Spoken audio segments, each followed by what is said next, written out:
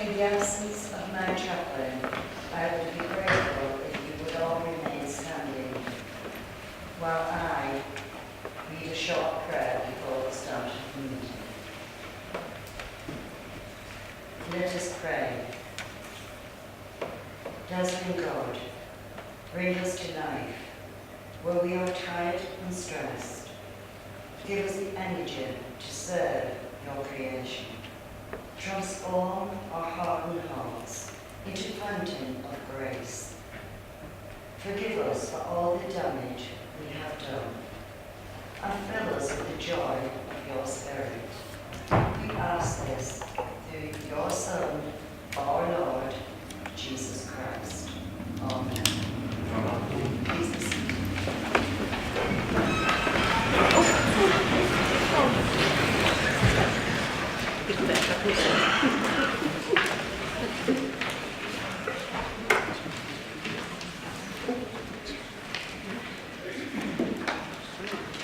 Can I remind members of the need to respect each other, and I will continue to chair these meetings further and to show impartiality. Likewise, members of the public are welcome, but should be aware that they should not interrupt the proceedings, as disruption may result in the removal from the public gallery. The rules of conduct for the meeting have been circulated in advance of the meeting, and copies are on your seats. Apologies for absence. Apologies for absence. Councillor Mike Dewhurst, Councillor Stephen Hellier, Councillor Don Hilton, Councillor David Hodgkinson, Councillor Lynn Holland, Councillor Martin Smethurst, and Councillor Clayton. Have we any further apologies this evening? Thank you. Minutes of the meeting held on the 6th of March 2019. I will move the acceptance of these as a correct record. Leader. Beg to second, Madam Mayor. Can I put the minutes to the vote? All those in favour of accepting the minutes, please show no. Accepting, thank you. Awards. It is with great pleasure that I can congratulate the Council on winning the following awards. Council of the Year at the LGC Awards 2019. National Artistic Society Professional Awards and Northern Power Women Awards. Well done to the team of Wigan. Mayor's Ball. On the 13th of April 2019, may I express my thanks to all who were involved in the organisation and to all who attended the ball this year at Kelly Court, which was a new venue. The event was a huge success, and the proceeds will go to my Mayor's charity, as you are aware is for Darien House. Declarations of interest. The monitoring officer has provided advice to all members and relevant guidance has been issued. Members are asked to consider relevant interest of the purpose of this meeting, and if there are any interests, members must leave the room during the relevant item.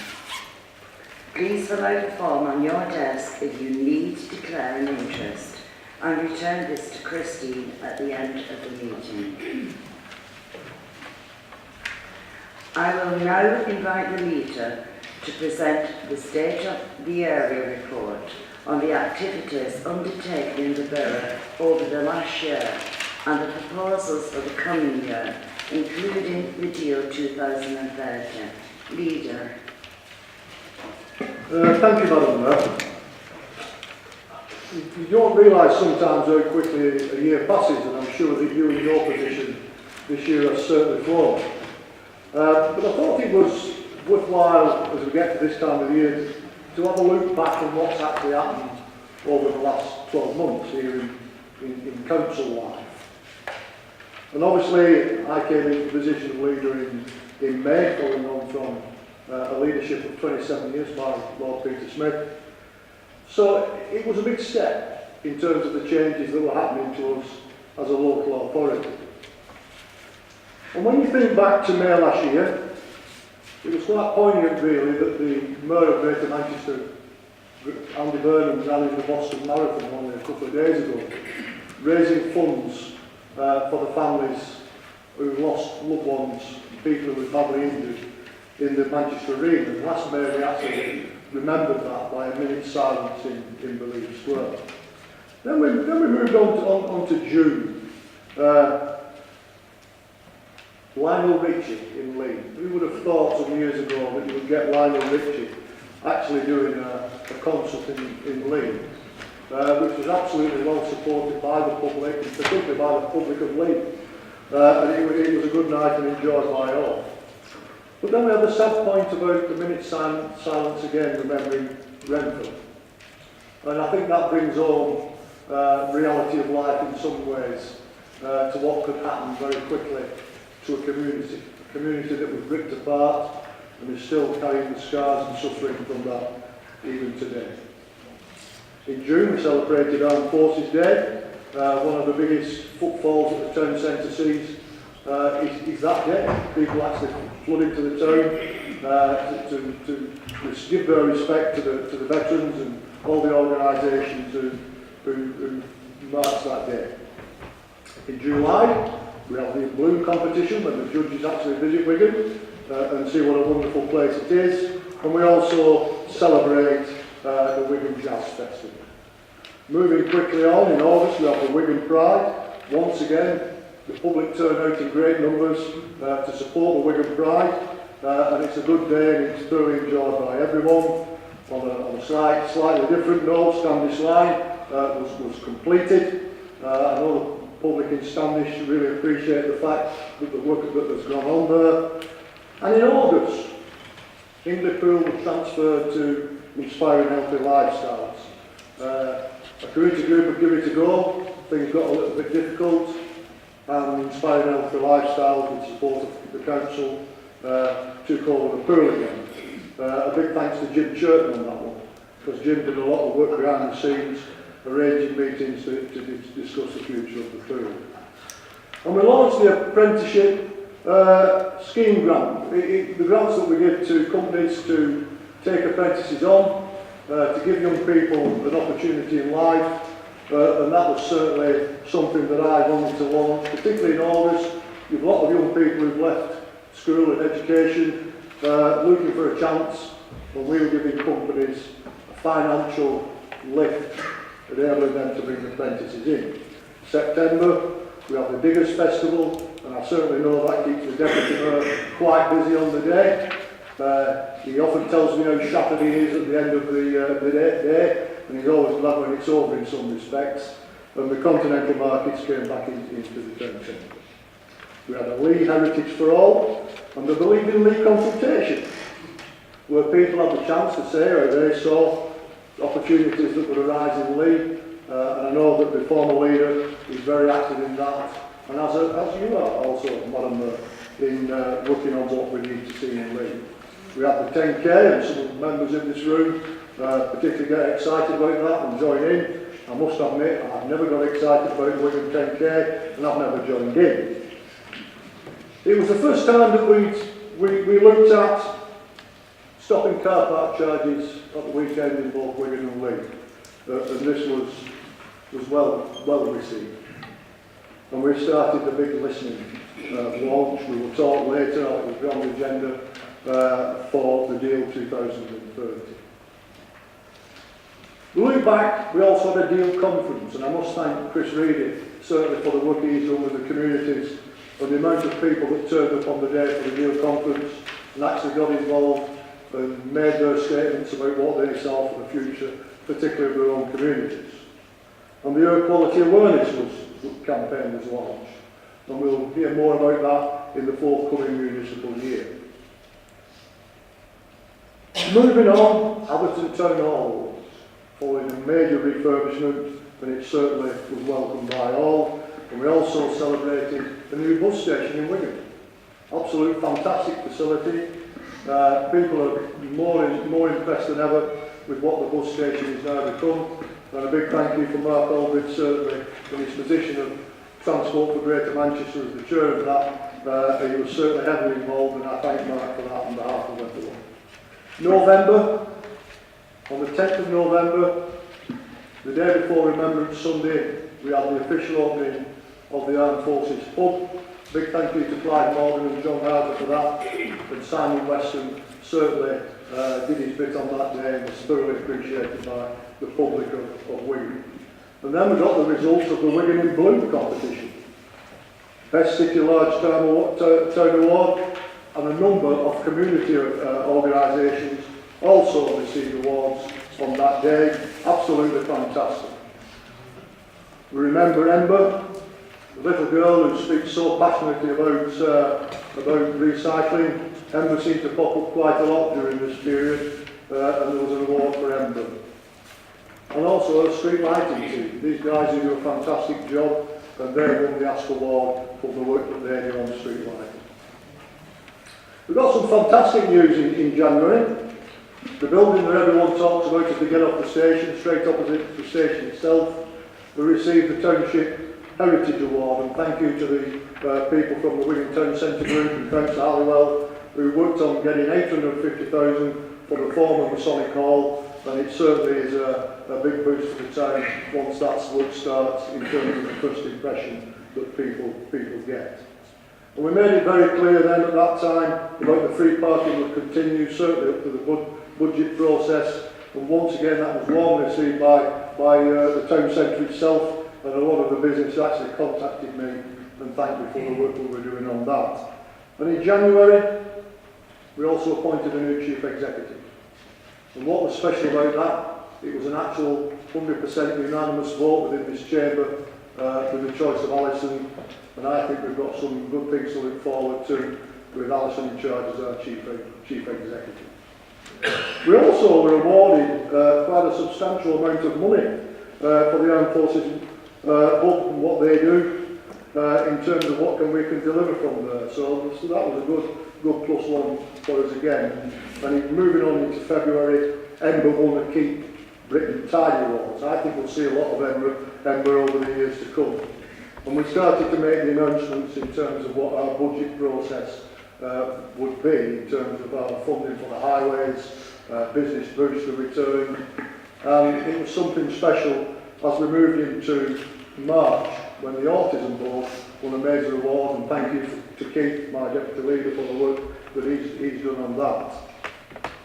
And then we came to the budget meeting, always slightly controversial in some areas of the chamber, but we became on that night the lowest council tax in Greater Manchester. We also became only one of 2 councils in the country who had a 0% increase in their local council tax.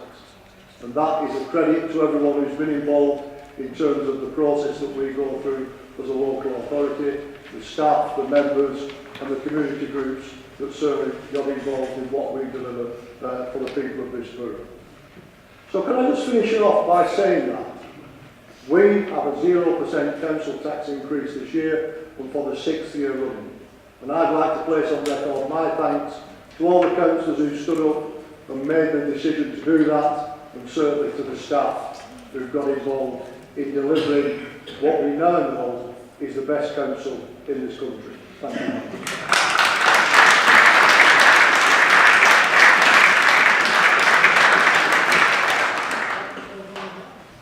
Are there any recommendations seconded? Seconded, Madam Mayor. Do any of the members wish to contribute?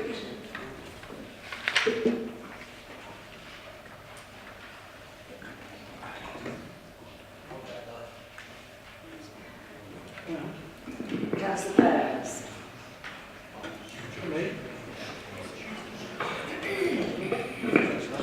Thank you, Madam Mayor. I've been asked by several people in Standish, they want to know who paid Donna Rolls' legal expenses herself or this council. We would like an answer. Thank you.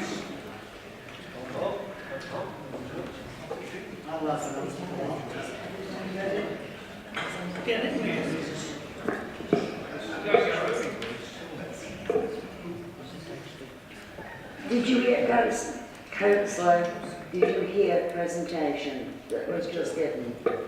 It had nothing to do with Donna Hall. Thank you. It wasn't.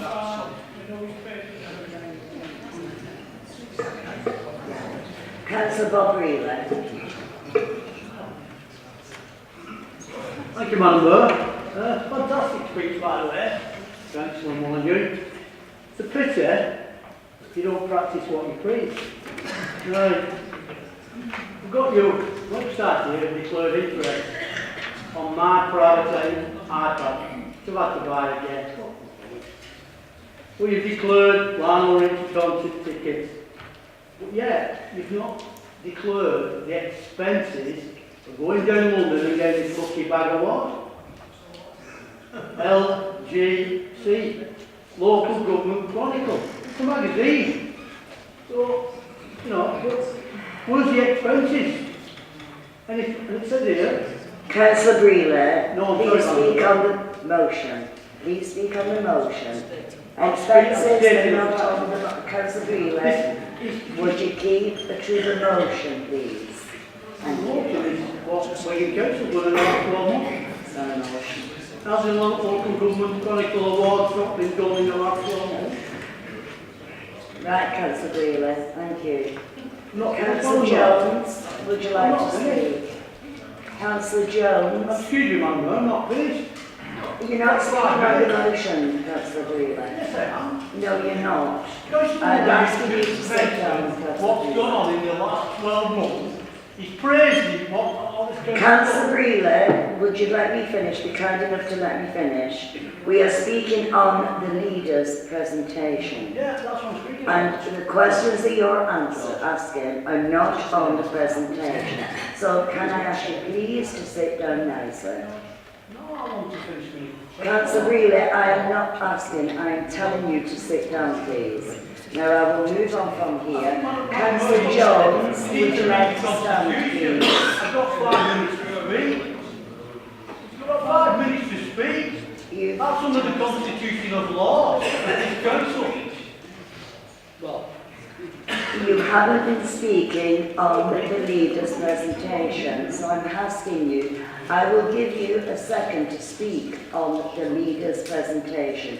If you do not speak on the leader's presentation, I will have to ask you to sit down. well, I'm speaking on the leader's presentation. Carry on and we will see. Right. We mentioned English Pool, and you're the same again, Councillor Jim Jordan. Praised him to have, what about ex-Councillor Jim Ellis, who saved the school? Lost £80,000. It's a pity we're not finding out the truth about Councillor Jordan. I went to the law court yesterday, and I've ordered the case. Councillor Breeler, you are coming away from what the leader has stated. I can't speak on the leader word for word, can I? Have you got a question to ask the leader regarding what he has just said? Please do so. Yeah, why has he not declared his expenses? Because expenses is not here tonight. If you'd read the presentation, it was what has been undertaken. Yeah, it was brought up, the Local Government Chronicle. The best councillor in great whatever. But you've not declared expenses. See ya? Black and white. Councillor Wheeler, would you please sit down? What a disgraceful behaviour this man. Thank you, Councillor Wheeler. Yeah. Councillor Jones. Thank you, Madam Mayor. I'm going to be speaking on the State of the Area report, and I'm going to be speaking for my reasons for not supporting this and why I believe the deal has failed the residents of Ashton and Bryn. And with all respect, if I'm shut down on that, I will not be sitting down, because this is Wigan and we have freedom of speech. The reasons I will not be supporting the deal to 2030. As a Bryn resident, as someone who represents one part of Ashton and Makerfield, I've got to look at what the deal has done for my area where I live. I've got to represent the residents who voted me in. Now, to look to the future, we should always look at the past. History repeats itself. Our town hall, our Stewart Town Hall, has been demolished against the people's wishes. We have a market that has been decimated. And the worst bit about that, you people say you've made it better. We don't have a market. We had a development built in Bryn against our wishes. What did you do? You waived £250,000 in funding, vital funding for Bryn. That is what the deal, Madam Mayor, has done for my residents. It looks good, it looks colourful. The state of the area, for the second year on the trot, we haven't mentioned the biggest problem, which is homelessness. I pulled Councillor Smith up on it last year, and I pulled Councillor Molyneux up on it. We only talk about what we've done good. Let's be honest, of a town of 330,000 people, if we had to break down everything we've done good, the bogus awards, we haven't done a lot, have we? There's not really a lot to speak about. That isn't saying individual councillors aren't good. I'm on about the decision making. We look at it from a corporate view. How does it look? How does it sell to other councils? We have the big listening project, but we only hear what we want to hear. People are not happy with us, me included. So how can we claim that we have the support of the majority of the people?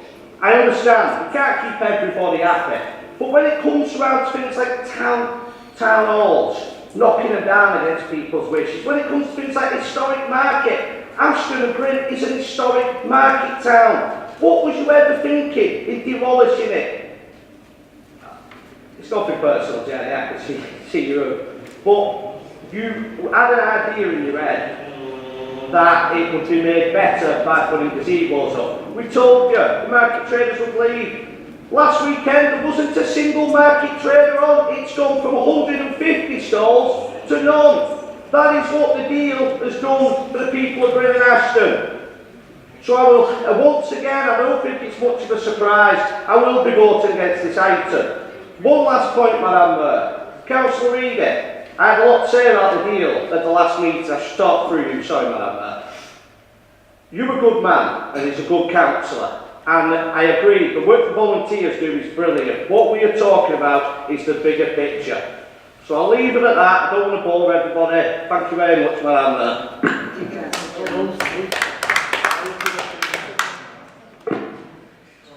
Councillor Maiden.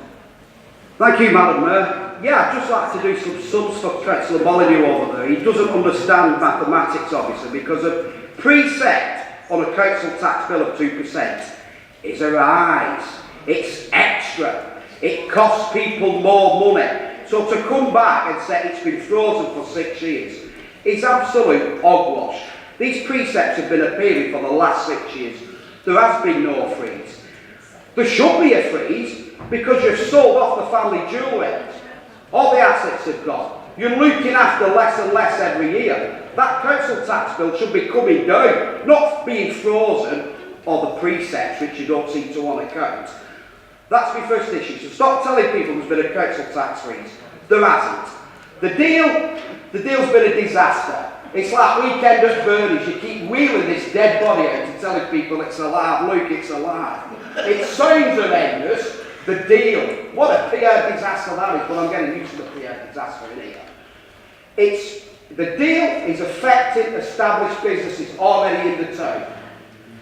I won't name any businesses example. If you come and you plonk a business in the middle of the town, when them people are already established doing what that deal business is doing, you're handing over money to them and you're waiving council tax on them a lot. What you are doing there is affecting the already established businesses in that town. So people who are taxpayers, they're funding the competition out their own taxes. And let's get on to the deal. Do the market traders in this town, in Wigan, I'm sick to death of going in there fighting them. You seem to be happy shafting them day in, day out. The VAT on there, 7 months it took us to get that off. We're not asking for any deal money at Wigan Market. We're asking for a fair crack of the whip. We get the 20% VAT off. All the other councils around the country have swallowed that VAT, but for some reason you want it. I know why you want it. You want the 8 million VAT back off the gallows at 1.6 million, so you could probably hand that money out to more deal sycophants. The point I'm making, You can talk after me if you want, you're the leader. You got the VAT off, and then you're going to add 10% back on what they were getting off for the direct debit charge. It's like non-stop being shafted. The market trader stores are too expensive. You finished Hamilton Market off, you finished Ashton Market off, you're having a good go at Leigh and you're having a good go at Wigan. It needs to stop. The deal has to affect other people and not just sycophants who can fill fancy paperwork out. Thank you, Madam Mayor.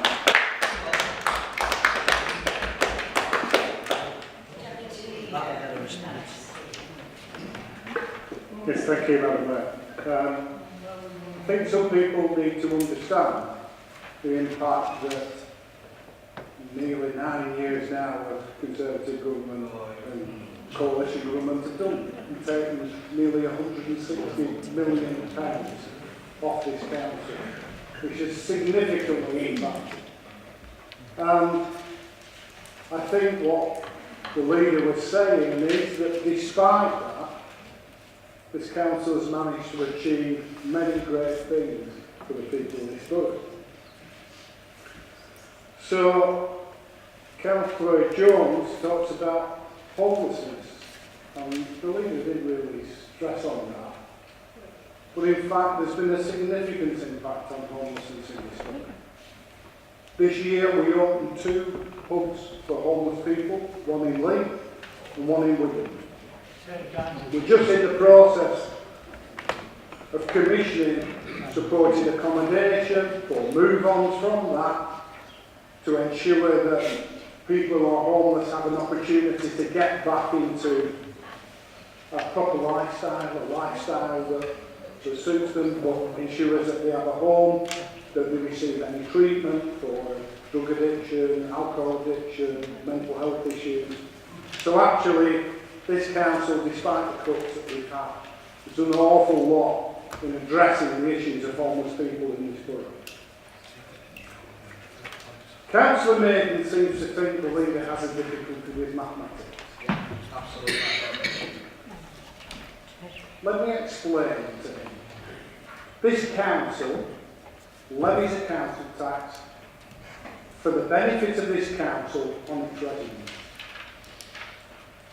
This council has levied 0% increase on the council tax that is the responsibility and that comes to this council. Separately, a police authority can levy a precept. Greater Manchester can levy a precept. The Mayor can levy a precept. And what happens is that when the council tax demands go out, it is included in that because Wigan has the responsibility of collecting it on behalf of Greater Manchester. And it goes out at the same time to save administration on a separate administration. But the council tax attributable to this council, that this council is levying on the people of this borough, is 0%. There are only 2 councils in this country this year who have done that.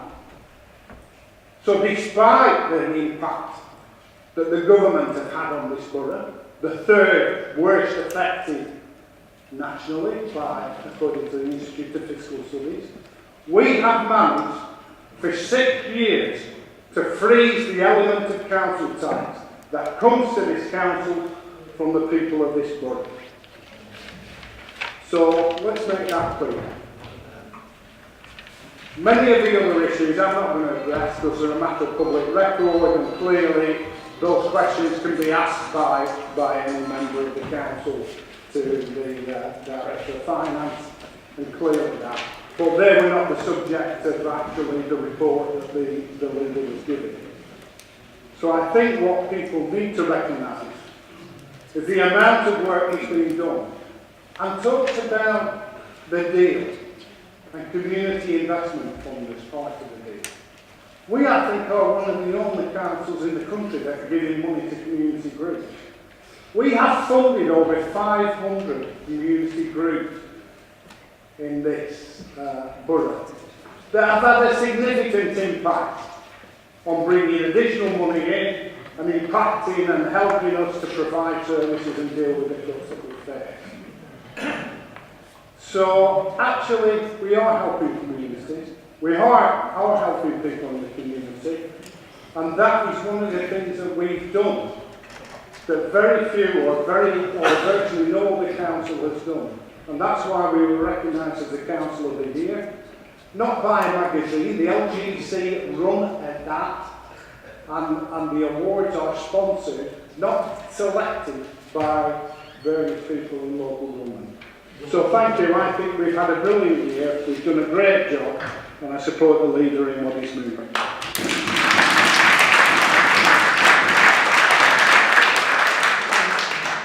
Leader, would you like to sum up? Yeah, that's all, Madam Mayor. Just for the record straight, I've no problem at all with finance. I know how much it costs us to remove fly posting. And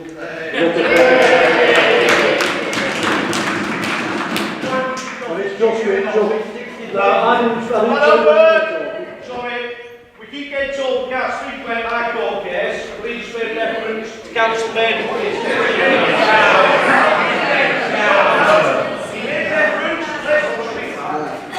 What rules is all? Just one moment. No rule. I'll ask Pauline. I think this is an absolute disgrace. I agree. No, your procedure getting out of your chair. Please listen to the end of what is being said. There's an interruption. Right, that is quite enough. We will have silence while the leader gives his summing up. Leader, would you carry on, please? Thank you, Madam Mayor. Sometimes people don't like listening to the truth.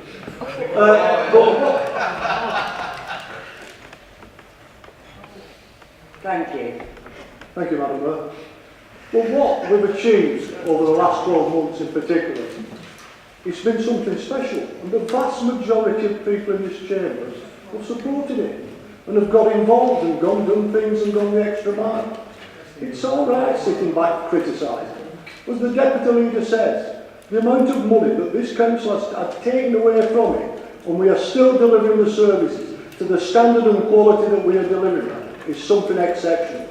And that is down to the dedication of the staff, it's down to the dedication of the people out there, the community, and the people who do that extra bit because they think so much about this place. And I'm just proud of the fact that this council won the award for the best council of the year, and it's down to the staff, it's down to the communities, and it's down to the vast majority of people in this chamber. And all I can say is, we had a good year, and next year hopefully will be even better. Thank you, Madam. Thank you very much. All those in favour of accepting the report, please show. Against? That is carried. Constitutional issues. Councillors not seeking re-election on the 2nd of May 2019. On behalf of the Council and the people of the Borough, I would like to acknowledge the contribution of those members who are not seeking re-election and offer our thanks to Councillor Martin Aldred, Frank Carmichael, Maggie Dewhurst, Stuart Keane, Sam Murphy, Nathan Miller, and Myra Whiteside. I have presented certificates to those retiring members who are present in the Mayor's Parlour earlier this evening. In place on record the Council's appreciation of the service of these 7 members. I invite other members now to say a few words.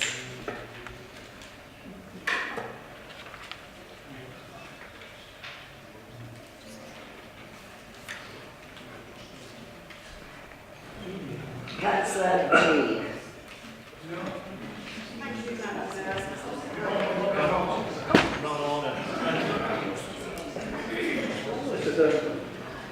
Sorry, Councillor Clee, there's another one going on. Councillor Sir. Thank you, Madam Mayor.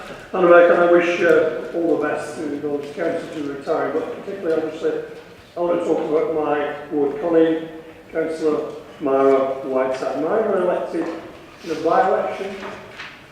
It was a tough by-election if I remember Myra, and you were accused of not caring about pumps, I believe. I was sort of things you went to Jimmy, but obviously that's not the case. But, and at one occasion, I think this is typical of what happened in those era, is Peter Franson, in his van with a loud hailer, went outside Myra's house on the loud hailer, giving abuse. Can you imagine anything? You know, there's lots of abuses, but in that there wasn't on social media. It was actually physically there, threatening Myra. She was a toughie. She withstood all that, and she got elected. And all those years, she's been a really good colleague of mine. I think the role she's played most interested in the council is to be chairman of the Children and Young People's Scrutiny Panel. She's taken real dedication on that. She's done very well. She's involved, and I think it's a credit to Myra that I think exceptionally, I don't remember having again, the officers actually gave you a little farewell party before you left. That's never happened before, so well done, and that showed how much what you did had affected everyone. So that's it. The other area that Myra was involved with for a long time was she was chairman of a committee called the Leeds Town Centre Management Committee. The one thing you need to know about Myra is one of her expertise is shopping. Myra is an ace shopper. She gets absolute bargains, always looks at pictures. She knows everything. So in a sense, that interest she had really resonated with the town. She took a great interest in that. And when he moved on to the Believing League Ward, she continued to make an impression. Really good. Sometimes I wonder when people leave the council, what are they going to do? Well, we know that Myra's got so many interests around. She's really interested in painting. She's become a good painter, so she's not put everywhere painting. She's a gardener. She's a really good, very green fingers. She grows fantastic plants, which she enjoys very much, despite the winds that do that. But of course, her real passion is dancing. She dances several nights a week. She dances up and down the country. And really, she's a high level of dancer in that. However, and ironically, last Sunday, I think in the last dance that she was at, she tried one fancy move too many, damaged the ligaments, so she was limping off tonight, but that's what it's about. But I think the people are really grateful for the hard work and dedication of Myra as a councillor, other people in Leigh Westwood. She served them faithfully, she served them. She's like a little terrier. When she gets hold of an issue, she doesn't let go. She gets onto officers, she's polite, firm, but insistent. And she's really achieved some fantastic results. So thanks for all you've done for Myra, thanks for your friendship with me. That will continue when you do retire. And all the best to you and to John and Frank.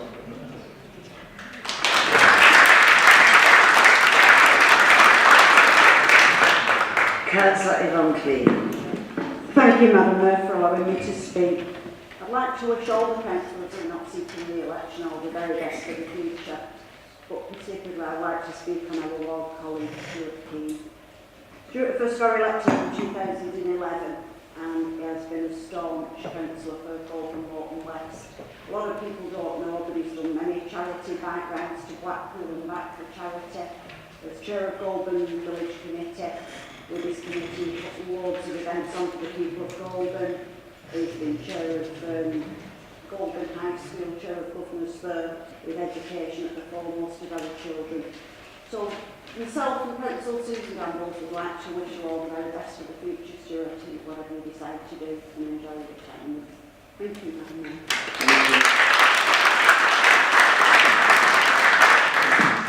Councillor Grundy. Thank you, Madam Mayor. I too would like to say, as Yvonne did, obviously enjoy retirement to every councillor not standing for re-election. And I too would just like to say a few words about Councillor Stuart Keane from Golden Lone West. Stuart has always been an incredibly friendly and approachable councillor to deal with.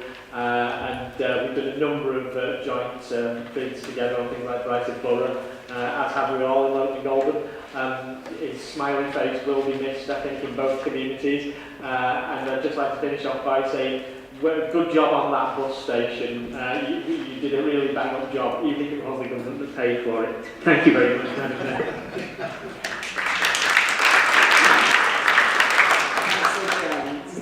Thank you, Madam Mayor. I just want to thank Councillor Nathan Murray on behalf of the people of Bryn.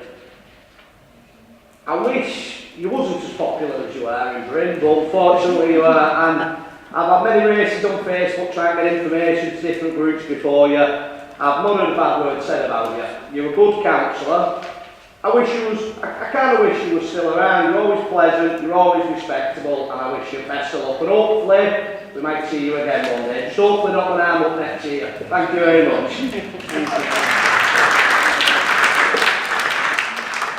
Councillor Murphy. Thank you, Madam Mayor. I'd just like to make reference, well, basically it's to work 3 coaches, 4 coaches, but Mike Jewers, for 15 years he served on this council, and I think Mike's been one of the quieter members. But before Mike became a member of this council, he actually served in the community in Pemberton, and he set up the tenants group. And I think when we have councillors in the chamber, you get some councillors who are high profile councillors, you get some councillors who get on, do the work and represent the community. And Mike's been one of those who's represented the constituents in his community, and he's done that for 15 years. But I think if we look at one of the key times in Mike's career as a councillor, it was when we had the fire at the apartments at Fentonfield. And at that time, both Mike and his wife Shirley spent virtually God knows how many hours at that site helping the people who were destitute, who basically lost everything, along with the council officers of this council.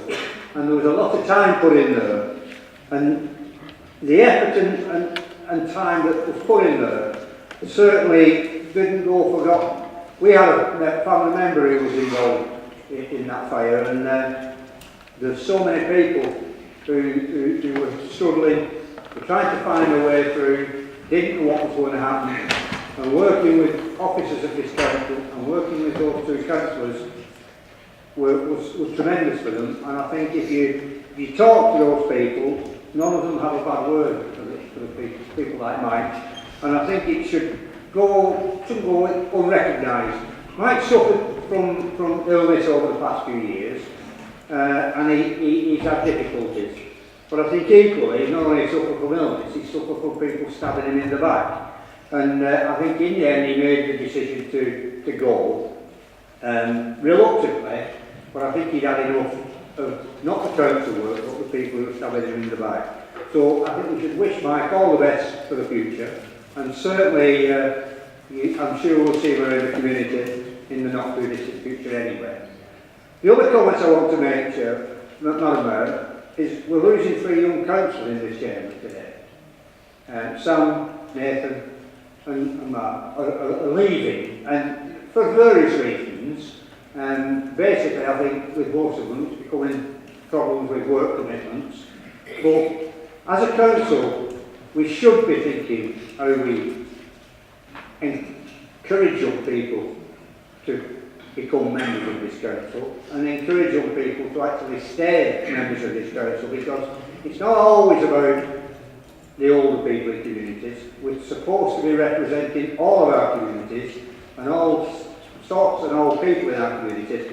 We seem to have gender policies, we seem to have disabled policies, but we don't have many policies that serve young people. And I think the young people that we're losing today would have been very, very good councillors if they'd have been able to continue. But work commitments for those have caused certainly problems. I'm not saying that from all, I know Sam has has had issues with the work commitments. And I think we need to take that on board as a council and understand that we do need young people and we do need to try and encourage young people to stay on this journey. Thanks very much. Thank you. Councillor Harding. Thank you, Madam Mayor. Madam Mayor and councillor colleagues, I'd like to thank everyone for the service this evening, but as a friend and colleague of Councillor Martin Aldred, I feel it would be remiss of me not to place on record my personal thanks and that of other Labour councillors for the hard work and commitment made by Martin to the Abbott ward and to its residents. Martin was one of the youngest councillors, having been elected in the borough of Wigan at age just 21. Martin is an intelligent, hard-working and articulate individual whose qualities are reflected by his work life, where he became the youngest qualified locksmith in the country. His current job title is Educational Consultant, in which he uses his qualifications to work with organisations to create curriculums and improve education within that sector. His main academic qualifications are a foundation degree in management, a graduate degree in teaching, and he's a qualified assessor and internal verifier. Additionally, he's been working towards and is currently completing a BA Honours degree in Educational Studies at UCLan University. Despite these significant work-related commitments, Martin's ensured throughout his tenure as a councillor that the people of Atherton Ward have been fully represented and supported. He has, along with his Labour colleagues, been fully involved in the development of the Abbott Strategic Master Plan right from the start and right through positively from its inception towards final delivery. In his role as a councillor, Martin's worked on many Abbott-related projects. For example, the development and maintenance of the Bluebell boundary, the town hall regeneration improvements, and improvements to Atherton Cenotaph and the town centre regeneration project. I highlight these achievements because although he's assisted hundreds of residents on a day-to-day basis, in his 4 years, it's these projects that will remain with people of Atherton for many years to come. So I wish Martin well in the future and in using his academic achievements for the benefit of others. And I'm absolutely sure that the time will come when we see him again represent his local community in this chamber as a ward councillor. Thank you, Martin.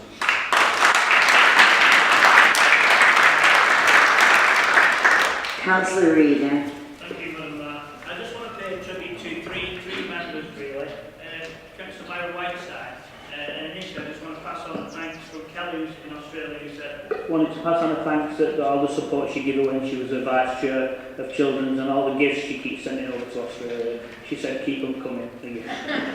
And I just want to pay tribute to Nathan. Myself and Nathan have done quite a bit of work in communities in his area on the Hamlet project. And he's done a lot of work on that, and we've worked really closely on ball and play, and he's really committed to the communities. And I think as Steve Jones said before, a really nice lad who's actually committed to it there in the communities, and it is a big loss, as Steve said, but people move on and careers are careers, and I think that's where we are. Finally, I just want to say a few words about Stuart Key, and people might say, oh, he's a Goulburn councillor, but me and Stuart have worked together for 20 years. I'd probably say that loosely worked together, but there we are. And when we met, Stuart had a lot of her then, but he's not got much now. I don't know if that's anything to do with the council or whatever it was. But prior to that, Stuart did some shadowing with me when we did Camden, shadowing mentors, and we worked very closely in the communities. And I think the work that Stuart's done in the Goulburn community is unbelievable. And I think one of the big things for me was the development of the business sector, because he did a lot of work with Murphy's and got a lot of finance into Goulburn. And actually he had a good relationship with them there, which I don't think you could break really, no matter what went on. So I think there's a lot of Stuart's got a real Scouse wit, and if anybody knows him closely, there's a lot of that. But one of the things I'm probably to blame with, because I got Stuart involved in politics and coming into council, and he said to me at the time, in 2011 or before that, what's it like on the council? And I don't know how to explain that, because we had some pranks on the council then, I think we still got some, but we had a lot of pranks on at that point. And I said, what you will enjoy, Stuart, is a community work, and I think you did 100%. I said, what you won't enjoy is a tittle-tattle within the chamber, when people should be doing better things than what they are. But I just like to pay tribute to Stuart. He's a good friend of mine, and I know he's got a career focus. Even at an older age, you can have a career focus. Stuart can, you've got to move on. And the work that he's doing at THM is unbelievable, so I'd like to wish Stuart all the best and thank him for what he's done and the work he did with me. Thank you, Madam Mayor.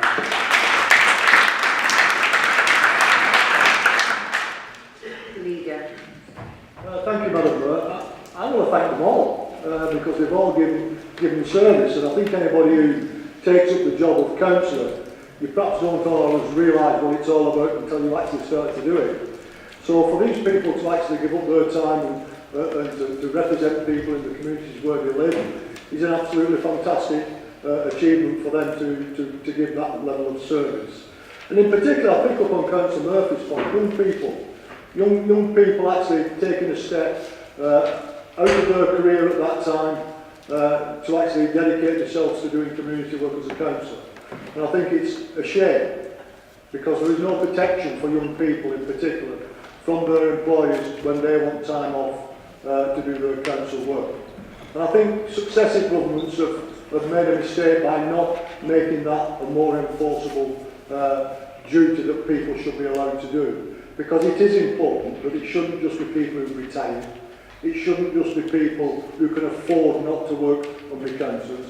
It's about young people in particular having opportunities to give up their time and represent the communities and give their service is what they want to do. As individuals, I've got to know them all, and to be quite honest, I've not a bad word to say about any of them. I, as the leader, ex-leader will tell you, people do say things to you about councils in various wards in different places. And I can honestly say that the people here tonight, not one bad word has ever come to me about the work that these people do in representing their communities. Because it's not just a 5-day-a-week job, it's a 365-day-a-year job. And we all know that the commitment that you've got to give that and the time that you've got to give that has got more and more difficult. I've got to single out one in particular, and that's my own exile. Many of you know I've got a passion to watch a football team called Wigan Athletic. And can I also say when Meyer was the mayor, that was the best year in terms of my experience of watching them over 50 odd years, because we reached an FA Cup final. So after that, and Meyer finishing as mayor, all I can say it's been downhill. So on behalf of the previous owner, Dave Whelan, and the new owners, forget giving it up, come back, and I'll nominate you for the mayor in the next few years, and hopefully we'll get back to the Premier League and win the FA Cup again. Thank you, Madam Mayor.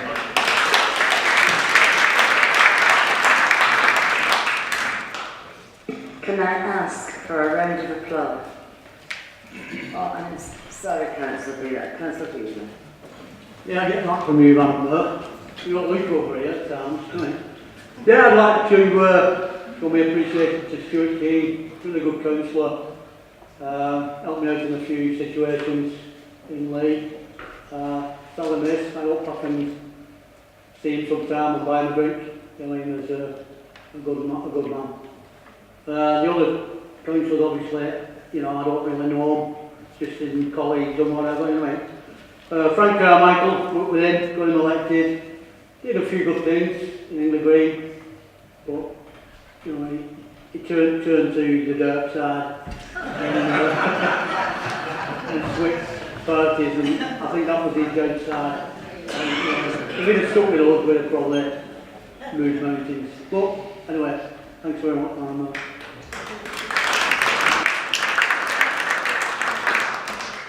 Can I ask for a round of applause for these members?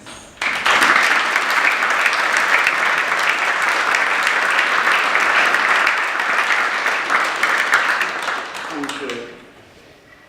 Policy and budget framework items. The Deal 2030 at pages 23 to 82 have a report that recommends that the Council adopts the Deal 2030 document, which will supersede the Deal for the Future of 2020. The report was considered by Health and Wellbeing board and cabinet at an earlier meeting. I invite the leader to move all recommendations. Leader, Pleasure to move, Madam Mayor. is the recommendation seconded? Do you wish to speak no or reserve the right to speak later in the debate? Do any of the members wish to contribute?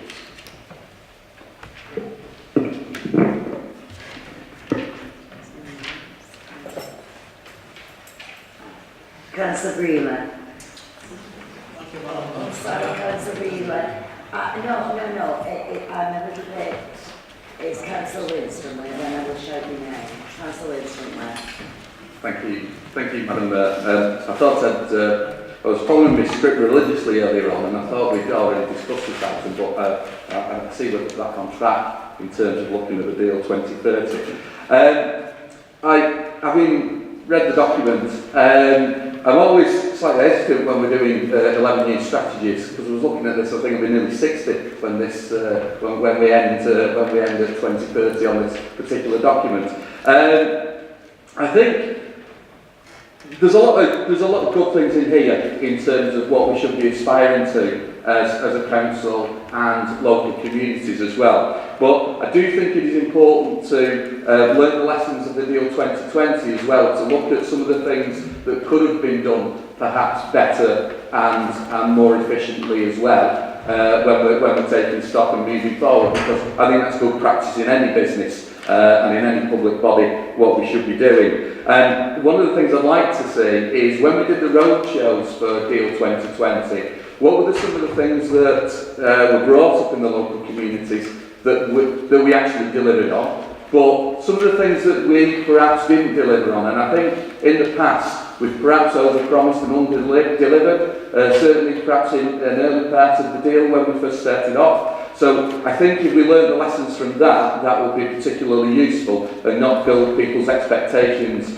that everything can be delivered, and if we just say yes they can, it may not be delivered. I noticed that we obviously had quite a large number of people contributing to the big listening project. And what I thought would be useful for members, if we could actually see within our local communities the kinds of things that were being raised as well.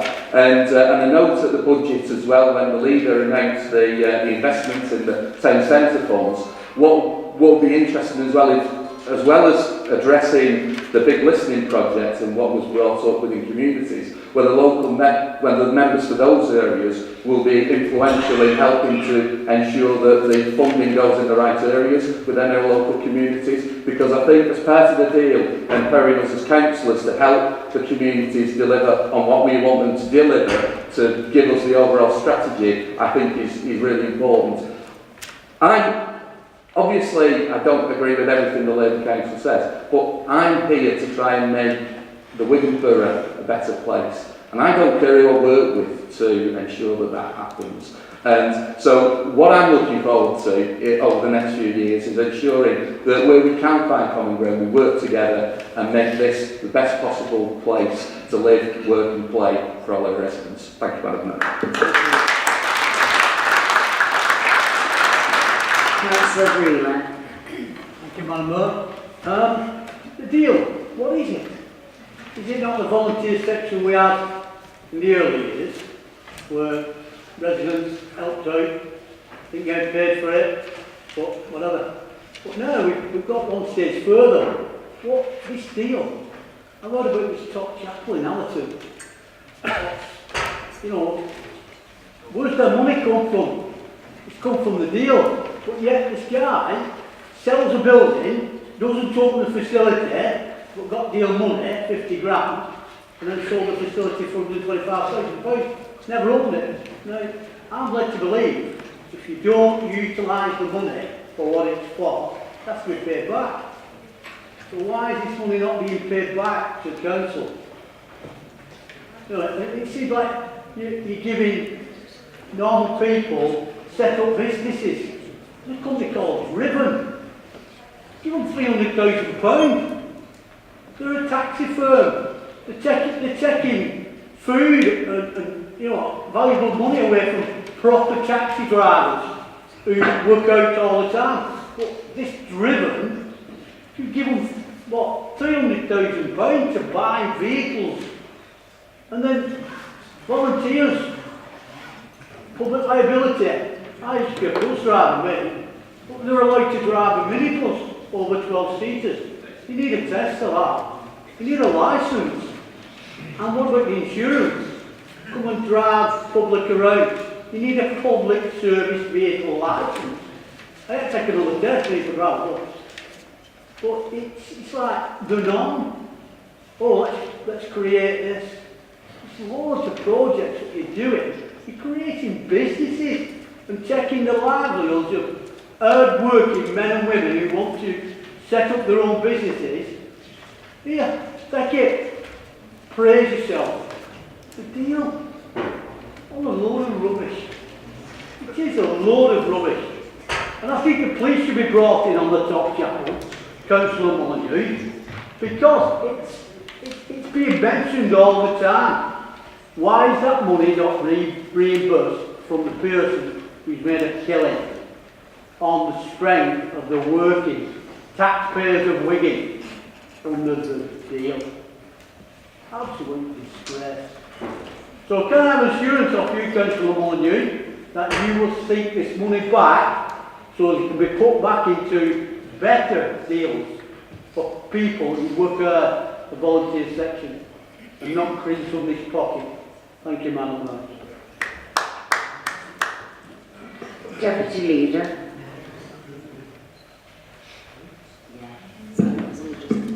Councillor Grundy. Thank you, Madam Mayor. I first of all like to endorse the earlier comments made by Councillor Winstanley. As many of the people in this chamber know, I was an early supporter of the deal. Indeed, some might say I was a supporter of the deal before there was a deal. And I did take some flack for it from some quarters. And I do think, and I have said repeatedly on many occasions, there have been a number of good things that have come out of the deal, some really superb things.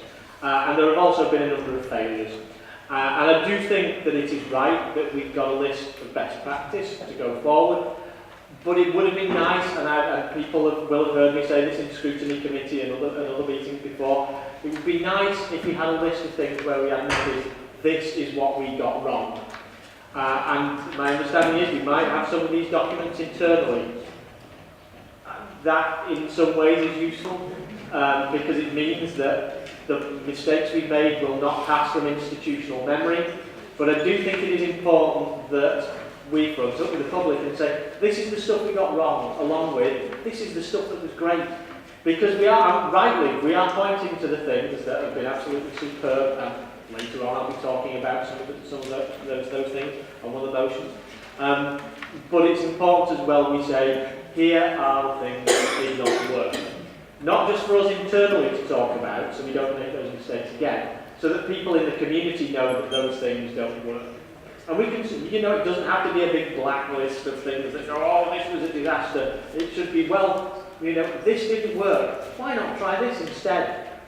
And I think that sort of, that learning from our mistakes, pointing that out as part of the process, is important. I think it's necessary to be able to take on board what we've done wrong. And I'm glad to hear we've got documents that do that internally. I do think it's important that we put that out there to the public as well. And I say that as someone who does support the deal and does think it has been very worthwhile. Thank you very much, Madam Mayor.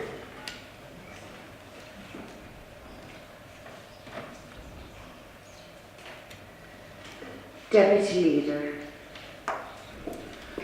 Thank you, Madam Mayor. I think there's some confusion about, and I accept what Councillor Winston pointed out, but I mean the big listing project took the green setting around 83 locations and spoke to 6,000 people in this borough. And so what's in the deal for 2030 is around the aspirations, and particularly of young people, what they would want this borough to be like. Now, I recognise the difficulty in drawing up a 10-year strategy, because I just think, can you imagine in 2008, if we had designed the strategy for the next 10 years for government, we'd have had absolutely no idea about the financial crash, the effect of austerity, the impact on local government and public services. We wouldn't. So I recognise there are difficulties in drawing up a 10-year strategy, but I think it's as well to have something that you're aiming towards. And what's in here, in the deal 2030, and I know some people have issues with the word the deal, but actually what it's about is, what do we want women to look like in 2030? What do we want it to be? And we've asked people and got the responses for people. But I think we've got to move away from a situation where councils and public services were very paternalistic and did things to people. So I think there's a big issue, and for me part of the deal is about, there's 323,000 people live in this borough. And if we want to achieve some of the aspirations that they're saying they want about this place to be, then we have to do it together. And a lot of the deal and community investment fund is around enabling and facilitating communities to play their part and for us to play our part. Our part is doing what we can, but enabling and facilitating people to do what they can. I mean, I'm not sure about Councillor Burley's idea about £300,000 for driven. I don't think it's a one-off, or I don't even think it's that much. Well, that is about a scheme to provide transport for people who are attending hospital, who are attending some of the community enterprises, community interest companies, social enterprises that are providing services. And can I tell them, I mean, I don't know the exact details, but certainly one of the aspects of Driven has been able to do is there's a 90-year-old lady who now goes to visit her 70-odd-year-old daughter in her daughter's residential home. Now, she was never able to do that before, and she's now... So there's a 90-year-old woman living alone who's getting transport to go and visit her 70-year-old daughter in her nursing home. And the opportunity of people to get that using volunteers.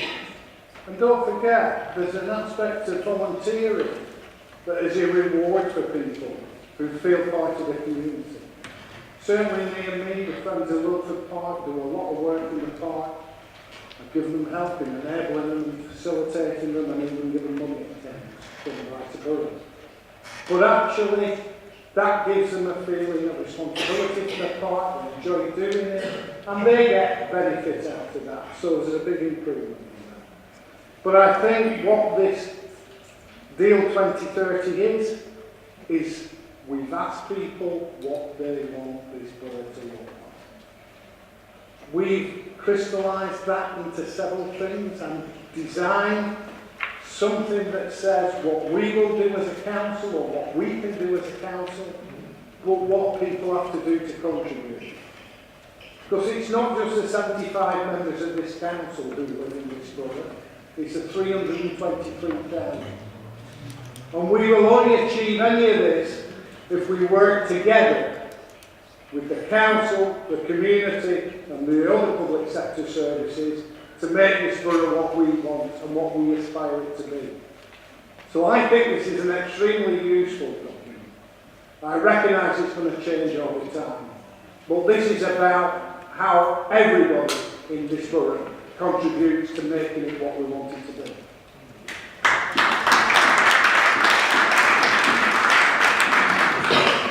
Leader, would you like to sum up?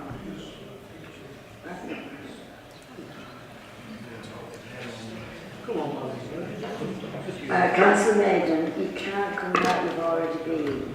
I'm sorry, you can't come back. This is a different item.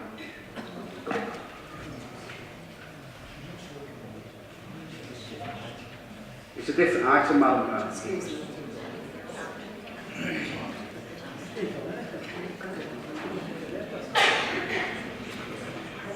Sorry, Councillor, you cannot, Maiden, you cannot come in. You had your chance, but you didn't. Sorry about that. Right. Leader, do you wish to sum up? Yeah, thank you for that, Madam Mayor. Obviously, when we started the deal, a new thing, we've got to get it right. There was obviously conversations that to take place, and one thing, if we didn't get it right, we addressed it and went back. But with the deal 2030, when we went out on the big listening event, all members in this room, all members, knew about it and were entitled to go and see what was involved. And they had an opportunity, we've still got an opportunity, to have a look at it, make comments, and let's help do it together. Because at the end of the day, this is about getting it right for the people out there who we represent. And a lot of community groups have got involved. Over 6,000 people actually took time out and sat on the green sofa and talked about what they saw for their communities. And a lot of people brought up some excellent points. A lot of people brought up points they didn't realise we were already doing, and we're pleased to hear that it was being done, and they dealt with it accordingly. I think it's an excellent model for a lot of other councils who are now starting to look at what we do with the deal. And it's certainly, we took time out, this time in particular, to listen to young people. Because as much as Michael thinks he's young and he's getting close to that big 6-0, there are the young people out there who took time out to make comments, who will be the people who elect the people who are in this chamber in 2030. So it's only right that we'll listen to what their views are as much as we listen to our own generation. Because they are not citizens of the future. They are citizens now who we should listen to and have a lot of good points to make. The booklet tells you what we've looked at, what we've talked about. And you're right, Michael, each community had its own opinion, what they felt was particularly pertinent to them. And town centres and district centres were one of them. So I think it's important that we do listen to people. When you think we've helped through the deal over 600 projects, in that time only 2 faltered and we got it wrong, and they had to be taken out in terms of no more support or funding. When Council Bailey talks about the top chapel is not a council building. And as far as I'm aware, they didn't receive any funding to buy the building. Yeah, But at the end of the day, but at the end of the day, it wasn't our building. it was deal. They were given deal money for the project. And when the whole project was finished, they didn't get any more deal money. We never opened it. So what? I'm trying to explain. That's what Councillor Wheeler, please. Wait till the leader has Point of information, please, Madam Mayor. We're talking about the deal money. There is no point of information. There is no point of information, Councillor Wheeler. Leader, would you like to continue, please? Mind. So there are projects with accepted work right, but out of 600 only 2 failed. And that is a good example, and I think that's a good percentage in anybody's book. So I'd like the people, particularly councillors in particular, to support the deal. It's a deal that helps communities and makes our communities work together and think better.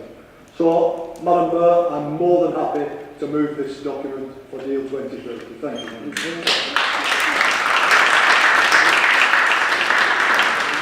Are those in favour of accepting the recommendation as set out in the report, please show. Against? That is carried. Review of Statement of Gambling Principles, 2019 to 22, at pages 83 to 130. We have a report that informs members of the response to the consultation on the review of the Council Statement of Gambling Principles and sought endorsement for the revised statement.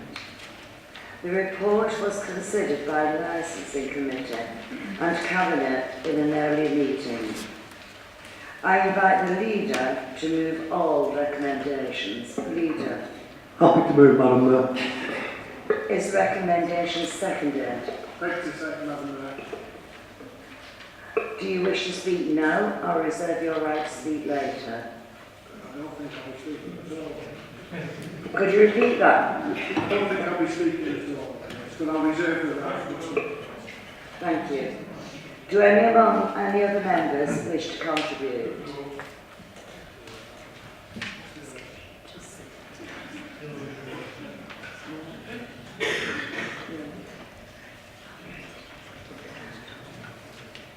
Do you wish to speak, Deputy Leader? Leader, would you like to sum up? No, I think we're okay with that one, Madam Mayor. Thank you. All of those in favour of accepting the recommendation as set out in this report, please show. Against? That is carried. Questions and comments?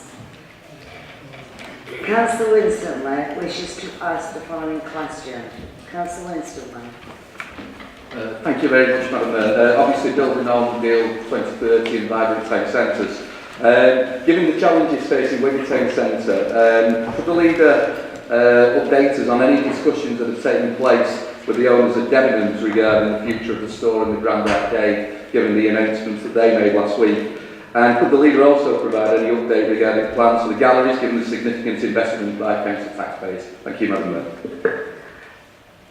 I invite the Leader to respond. Thank you, Madam Mayor. Thank you, Councillor Winston, for your question. We've certainly been talking to the management of Debenhams locally.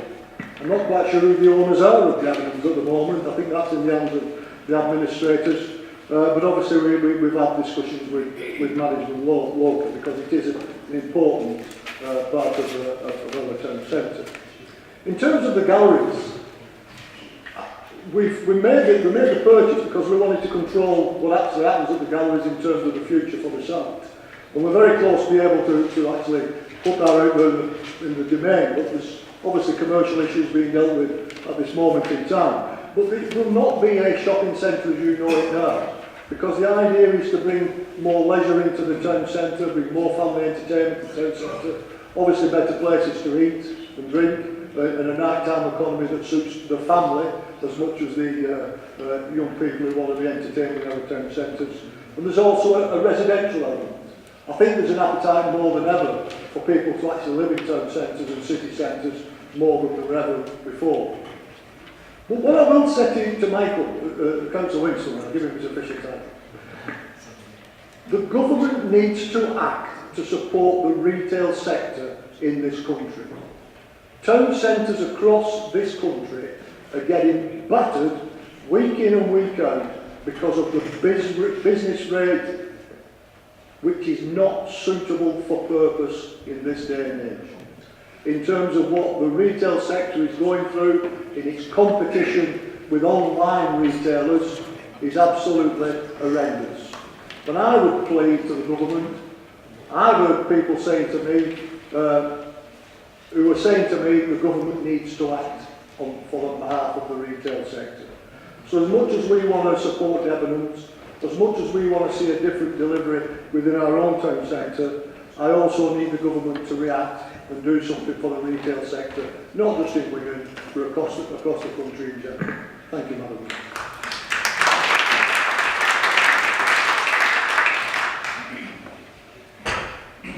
Notice of motion. A motion has been submitted by Councillor Kay Holden, which is set out on pages 136 of the agenda. Councillor. Thank you, Madam Mayor. 6 years ago, the people of Lowton and Goulburn were shocked to learn that HS2 had proposed the Goulburn and Spur, and the line would be coming through other communities. Just to reassure you, this is a cross-party issue. Two of the leading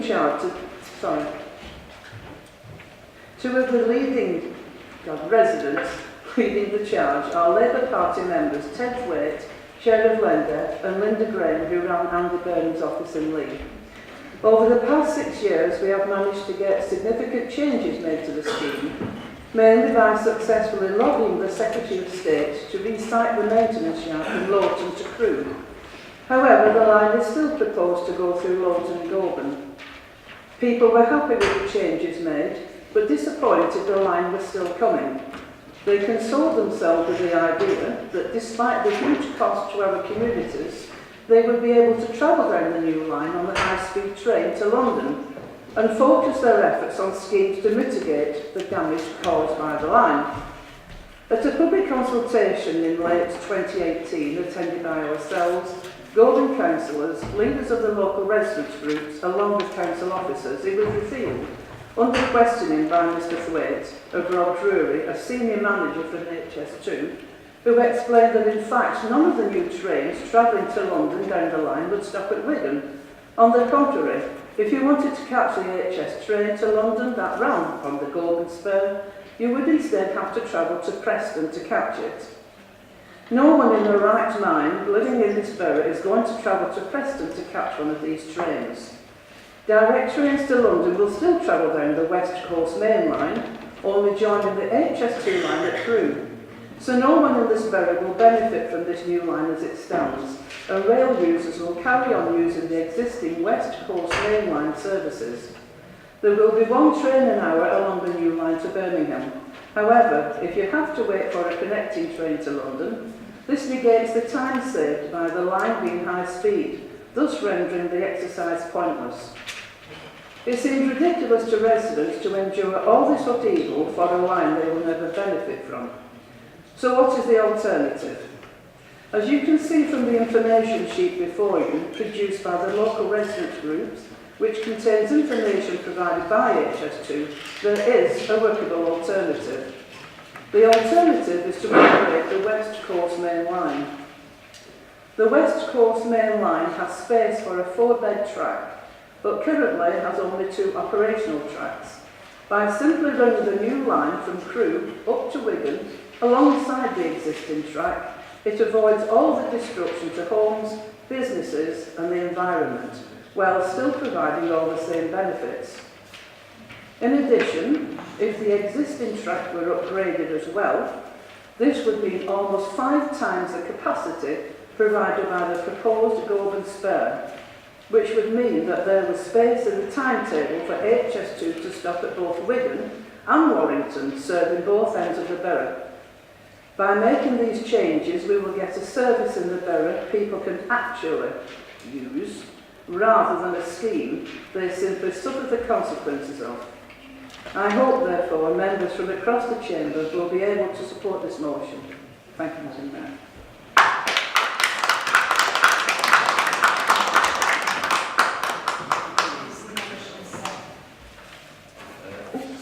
Isn't that, oh, thank you, Councillor Winston. Councillor Winston, do you wish to speak on the motion or reserve your right?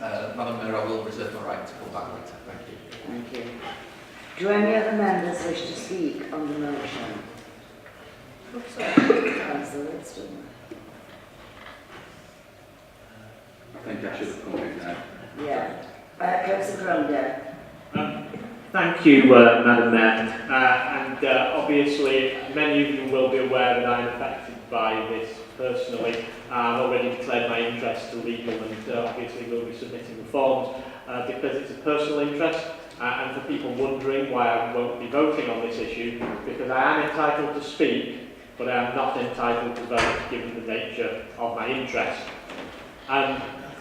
6 years ago, a very large number of people in Lowton Golden woke up to find they'd been affected by something they never thought possible. A railway line was basically coming through the middle of where they lived. For the past 6 years, the people affected have had HS2 on the breakfast table, on the dinner table, hanging in the air over them like some kind of evil cloud. It's not so much the railway line, although that's bad enough, and the depot is certainly awful as well. It's the uncertainty. For 6 years, people haven't been able to invest in their homes, in their businesses. They haven't been able to get on with their lives. And I can tell you, it seems like a relatively small thing, but it feels like water torture to those of us affected. Now, we're talking that this line will be approved sometime in the near future, maybe, but this process is going to go on until it's opened until sometime in the 2030s, and that's if there's no delay now. How on earth can people carry on trying with their businesses and their homes like this, carry on a normal life? It's simply impossible. And it's not just here that this is happening. Wakefield Council, a week or 2 ago, a motion was passed with cross-party support asking the government to cancel their part of the line. Obviously, we realise that the council would not want to see the project cancelled, even though we in the Conservative group do. So we've tried to formulate a motion that could get cross-party support. And so we're hoping that we'll be able to get support for this scheme, because it still provides a service to the borough, it still provides HS2, and a better version than the one proposed currently by the government. And I speak up on behalf of those people in local Goulburn who've been affected by this. Please vote for this motion to scrap the Golden Spur, give us our lives back. Thank you very much, Madam Mayor.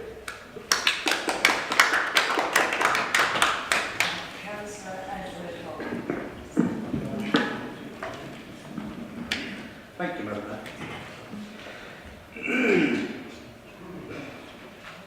As has been said already, 6 years ago, HS2 came to the village of Lowton. The local community and the 3 local ward councillors worked with HS2. We made it quite clear that the community was against the track coming through, but we wanted to work with them to get what we could for the community. So, for clarity, we were against HS2, but we worked with them so that we could get the best out of HS2 for our community to improve things.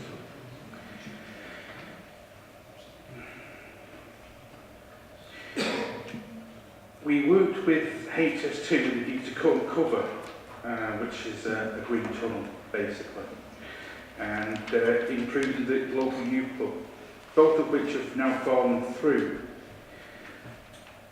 We had a meeting with Joe Platt MP. Joe had been told that we, the community, were in favour of the spur, which, as I've just pointed out, is clearly inaccurate. We took some time to convince Joe that we disagreed with the scheme because she'd been informed by HS2 that we were in favour.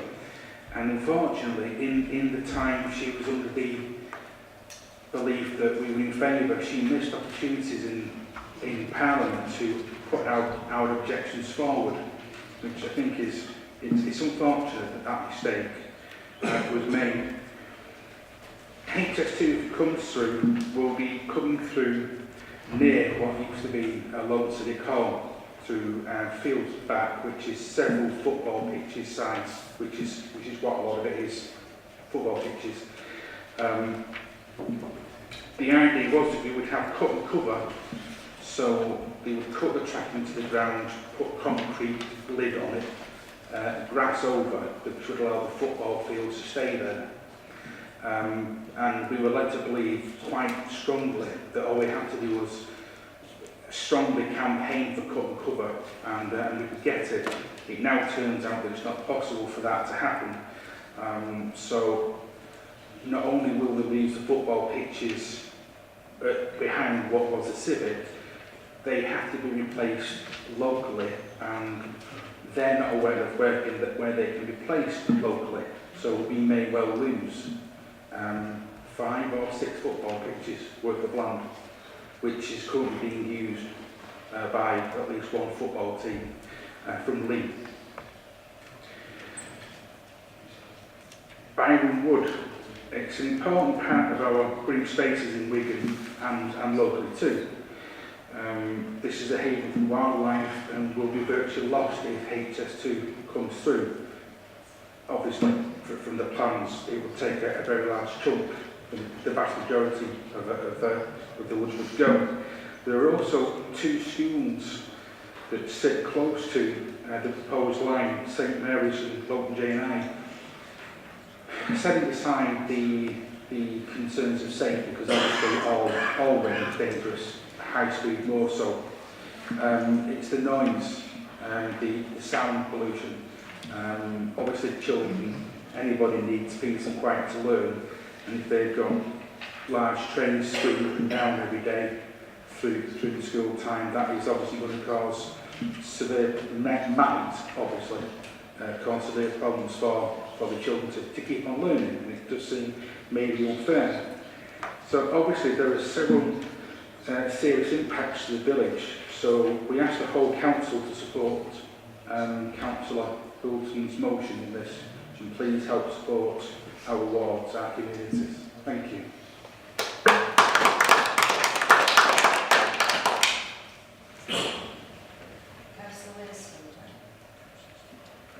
Councillor Winstanley, as you have reserved your right to speak as seconder, I now invite you to speak.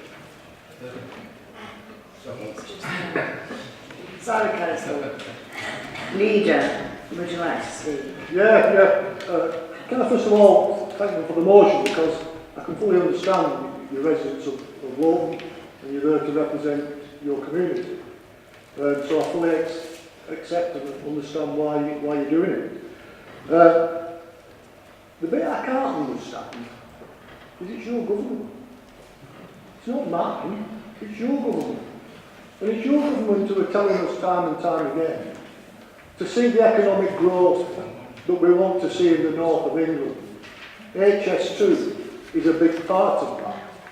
Now today one minister said it might not get approved. I think it's a minister you've actually wrote to. I think Liz Truss said today, or hinted, that it might not make the cut when we come to the autumn statement. And yet your current leader, not sure if it still is, but your current leader is saying that HS2 will happen.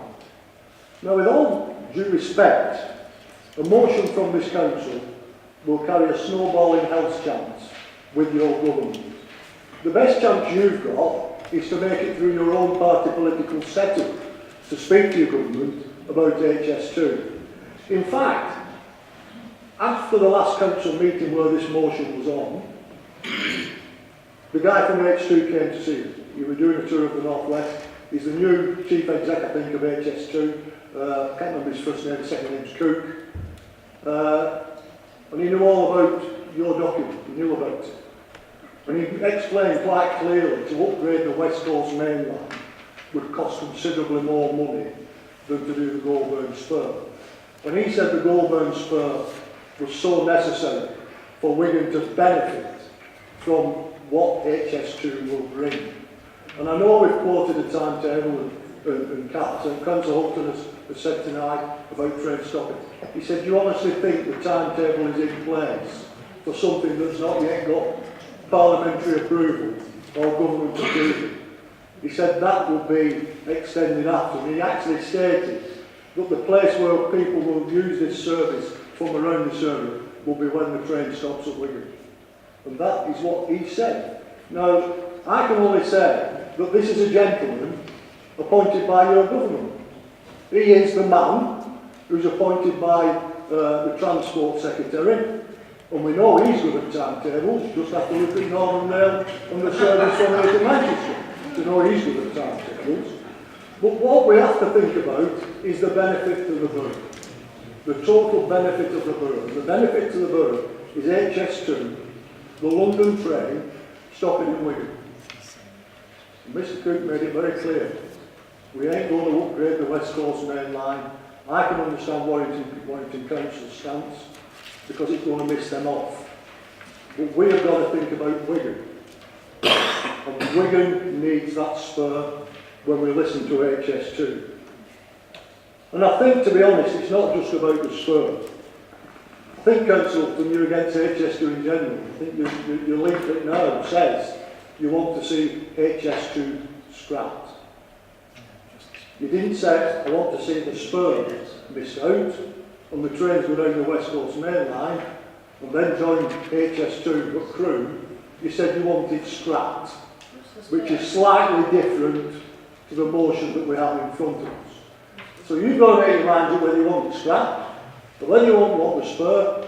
But can I just say to you, speak to your own party. Speak to your own party leaders.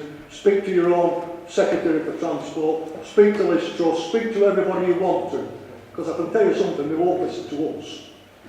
But what I'm saying is, for the benefit of the people of this borough, that train has to stop at Wigan.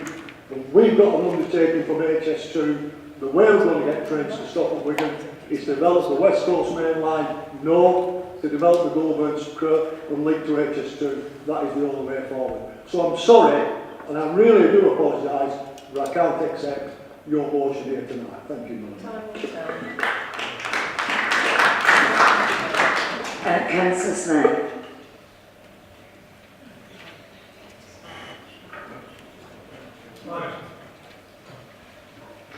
Thank you, Madam Mayor. What a change to get back to some real old-fashioned politics in this space. Congratulations to Councillor Holt for that. Madam Mayor, in about 20 minutes, if you're in tour in France, you'll be able to catch a train, the TGV, from Tours to Bordeaux, 400-kilometre journey in 2 hours.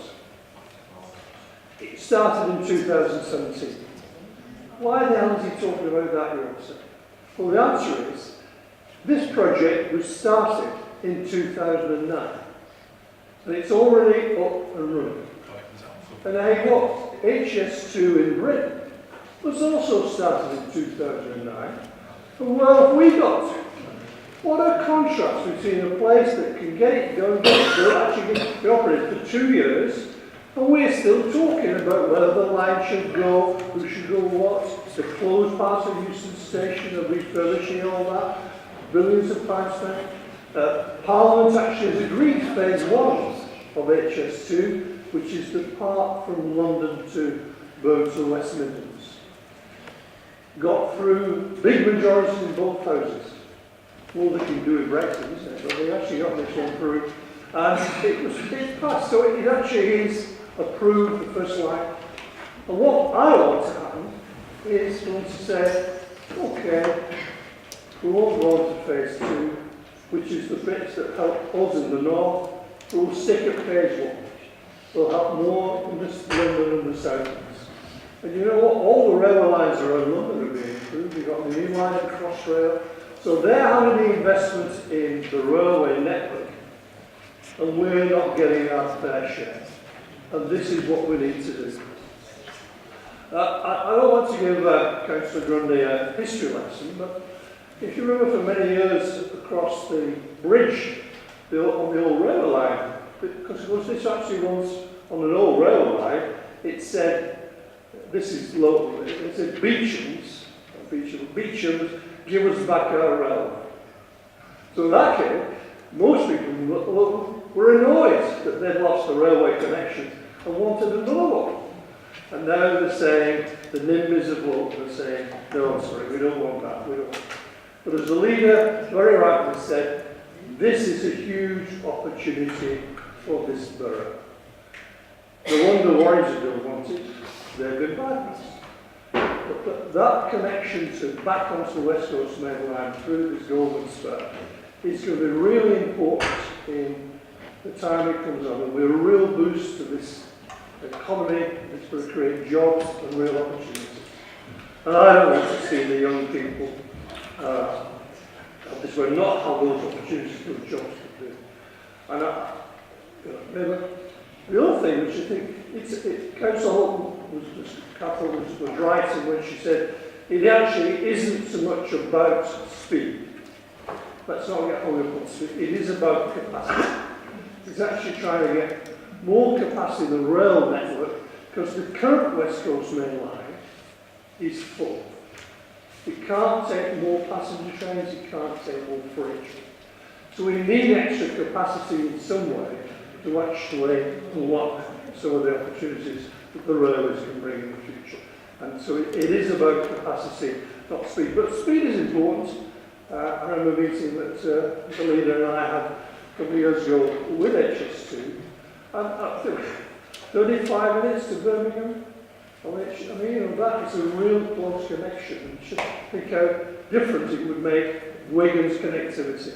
And in a modern economy, connectivity is important. So let's hope we can get some. We don't want to waste millions of pounds, billions of pounds already being invested in this project. We're still miles behind France and other places getting it done. Let's hope we can actually get high-speed rail for the benefit not only of the borough, but actually the North of England. Hope we can move. Point of personal explanation, Madam Mayor. Councillor Smith said he was giving me a history lesson. I'm afraid I have to correct him. He only follows the old railway line along a short section of the route, and then it diverts entirely going through Byron Wood, which has never had a railway line on it. So I'm afraid that if he doesn't know where the line goes, he shouldn't really be in favour of it. Yeah. Very good. Councillor Wheeler. Thank you, Madam Mayor. It's a bit confusing this, Councillor Molyneux. The best thing for Wigan Borough, but yet he's knocking this back. But, you know, the best thing for Wigan Borough is to keep our green belt. So you should be supporting this. But you keep saying we want to keep our green belt. Well, it's going through Lawton, which is all green belt. You know, it's like massive amount of playing land, lots of kids. You're building all these houses. You're building them for you in London for come up here on this fast train. And they can buy a house up here, which will cripple our young people getting buying houses. Because it's happened in the 80s, straight through the roof.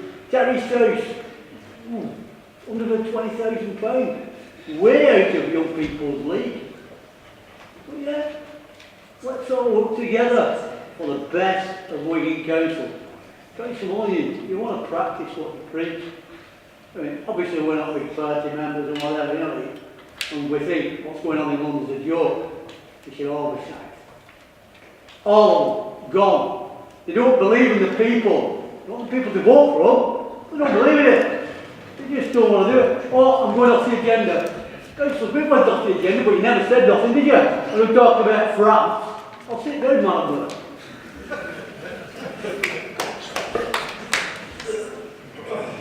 Councillor Holton, I now invite you to... Councillor Winston, I now invite you to speak. Thank you, Madam Mayor, and as Councillor Smith said, it's good to get back to some old-fashioned knockabout politics. Now, Madam Mayor, you did mention Brexit, so I will say that if our Labour MPs had actually voted to get the deal through, we would have delivered on the 29th of March. So, and if the Lords hadn't been so obstinate, then we would be in a much better place. But I'm not going to talk about France or any other parts of Europe. I'm going to talk about this country. And Councillor Smith says that the West Coast main line is full. Thanks to privatisation and the increase in passengers that we're seeing across the rail network due to the foresight of the Conservative government led by Mrs Thatcher to privatise the rail network, and we are seeing more money being invested in railways. We didn't have it under Labour, but what Labour did announce was this vanity project, another lauded honest project. Same as his super skills, another failure. They don't work. How to waste lots and lots of money. You're talking later on about funding for schools. Well, if we didn't have these billions and billions of pounds being wasted, and I agree we are lobbying the government to get rid of it because we don't agree with it, because we don't see that this is the right way forward. So actually, if you hadn't wasted loads of money on it, you'd actually have more money in the economy to actually spend on it. And if Labour hadn't bust the economy in 2010, then...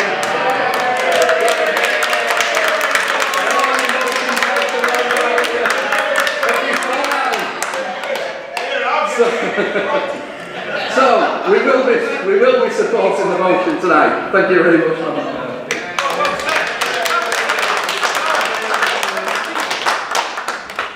Councillor Holton, I now invite you to sum up on your motion. Councillor No, I'm very happy with that. Thank you. I will now move to the vote on the motion. All those in favour of accepting the motion from Councillor Holton, please show.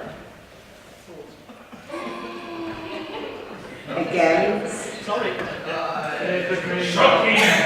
Lots of habit.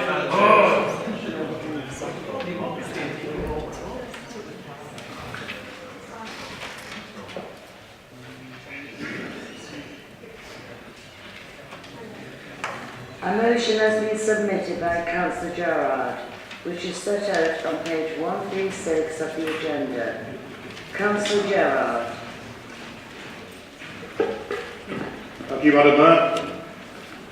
Thanks for listening to this motion. I'll just say behind the wording of it.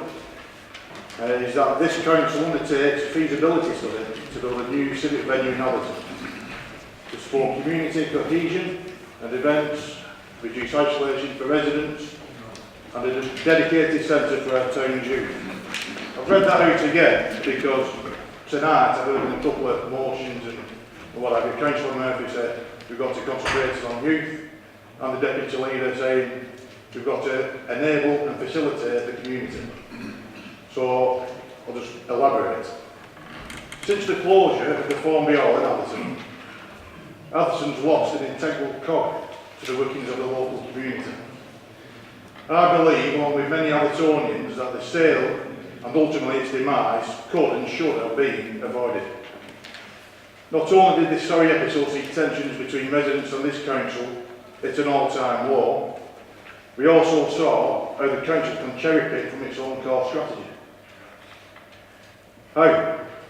Well, on page 57 of this council's own core strategy, it states, CP 13.4 states, only allowing development that would result in the loss of a community facility when either one, it can be demonstrated that there is no longer a need for the facility, or two, an alternative facility of equivalent or better standard will be provided on site or elsewhere in accordance with the provisions above.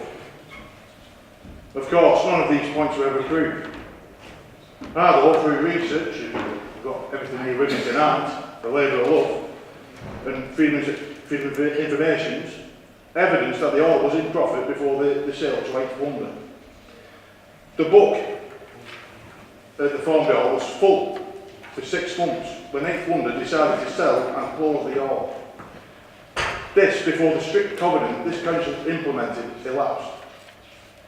My emphasis has always been on these points and the concerns that the residents continually raise with me over the loss of this much loved and well-used building. Wigan Council sold their Formby Hall to 800 properties for the sum of £65,000. That's not the price of the terrace house at the time.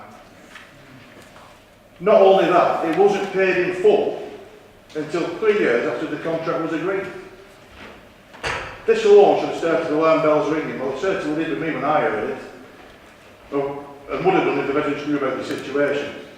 800 properties then sold it on in less than 12 months of paying only for a sum of £235,000. Good luck if you can get it.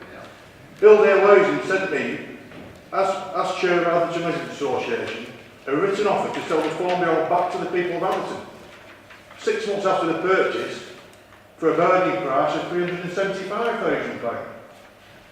So within 12 months it had gone up £310,000.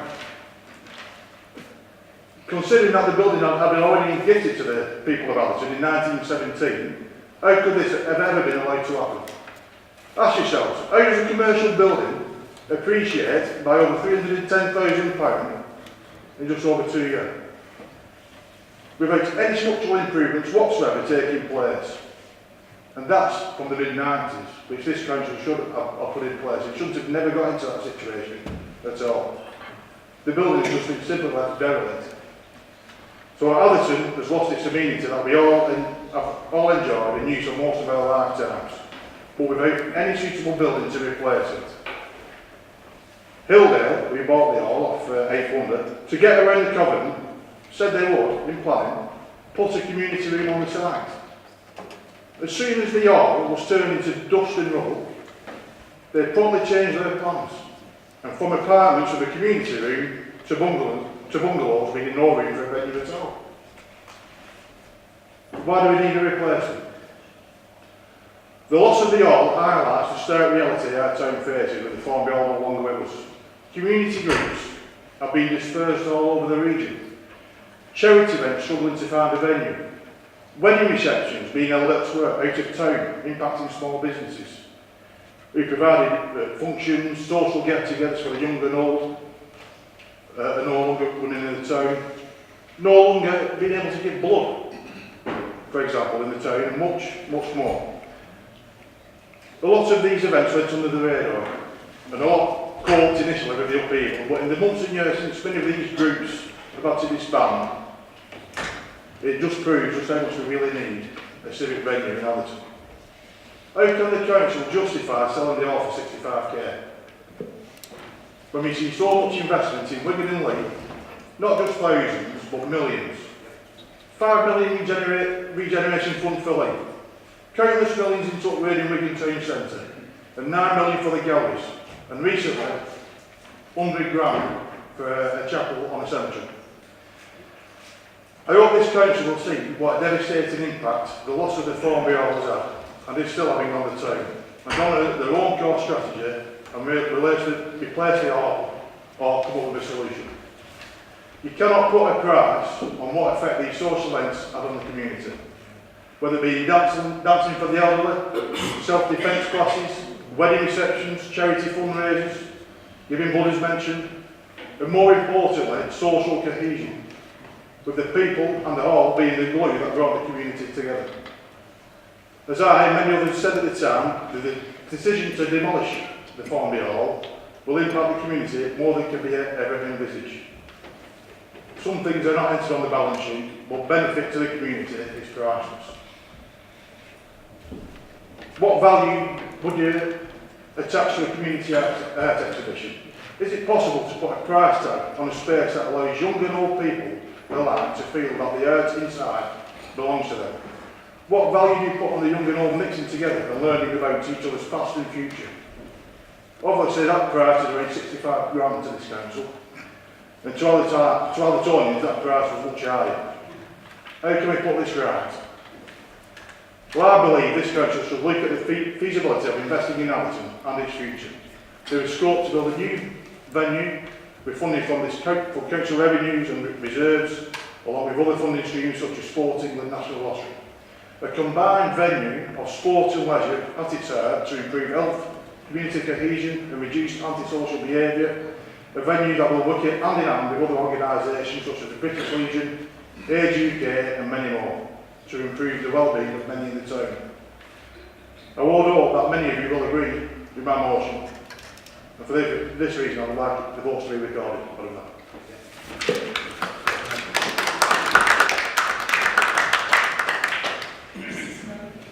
Motion seconded. It is, Madam Mayor.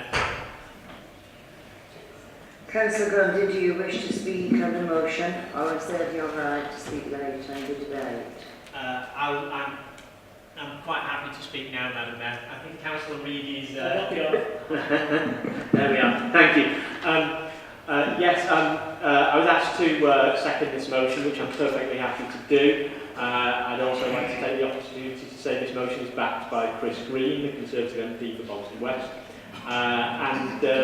But the issue I wanted to speak on is actually more positive than you might expect. Obviously, Lowton went through the same process, and it was a grievous loss to lose our Civic Hall, as it was for Allerton to lose Thornbury Hall. But we're more further advanced down the road than Allerton is. And in Lowton, we've started looking at what we can do to ameliorate the impact of the loss of the Civic Hall. So I'm going to just talk about how, and I think, and I promised I would say this earlier on, this is a good example of the deal in action, as it were. The Conservative councillors for Lowton East met with residents' groups and basically the trust of a local facility in Lowton, the Lowton St Mary's Community Hall, to put back some of the money that was generated when the old Civic Hall was built on, to do up those facilities. And the officers we met with the council, there's been a team of officers who've been led by Marie Bintley, who I must say deserves all praise for how helpful and useful she has been. She's been 100% superb, absolute star on this. Basically, we've drawn up a multi-year, multi-phased project to do up St Mary's Community Hall. Phase 1 was already completed last year. That was the heating system, and the new heating system which went in place meant that the hall was heated much better, it was heated faster and at much lower cost. Phase 2, which we're hoping to sign off on very shortly during this summer, is the replacement of the electrical system, and phases 3 and 4 will refer to replacements of the windows and the car park, all going well. Of course, That would replace all the functions of the Civic Hall. We do have a second part of the plan. Many of you, I know some former mayors in this room will have been to the former local Labour Club, now local social club, where we have a back room where many events are. We were hoping to put some of the money into there to fulfil the sort of performance venue aspect of local Civic Hall. But unfortunately, EU law as it stands, unfortunately prevents us from doing that under competition rules. And just to please Councillor Winstanley, just another reason to leave as quickly as possible. But so far, the way the council has worked with us, we would say it's been absolutely excellent. And once again, I want to pay tribute to Marie Bintley and the team of people who've been working with her. We've also spoken to the Goulburn councillors, because it's a pot of money that's shared jointly between Local and Goulburn. And Kath has emailed the Goulburn councillors saying, you know, get your bids in for some of that pot of money. And we hope to work constructively on whatever they bring forward as well. And I'd like to think this is a model of how we can bring forward something constructive to replace what was lost in Atherton, just as we have brought forward schemes that are ongoing at the moment that are replacing what was lost in Loughton. And so I wholeheartedly back this motion, and I hope that this council, people of all political colours, will wholeheartedly back the idea behind it and get a replacement, a good replacement for Formby Hall in Hamilton, just as we're working on doing it in London at the moment. Thank you very much, Madam Mayor. Councillor Gerard, you asked for a recorded vote. To have a recorded vote, 10 members need to support it. Under Rule 14 of 4, could I ask, have you got 10 members to support this motion?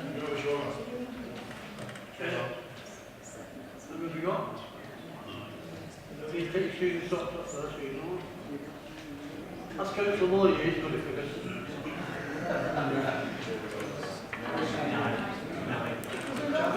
You have only got... Thank you. Do any other members speak on the motion?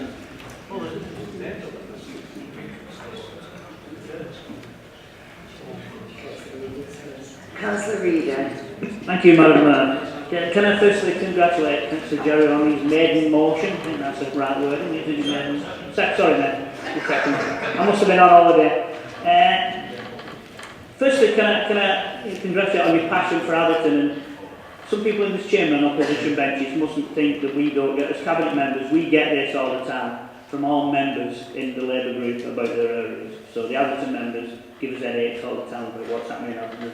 So I think that needs to be put into context.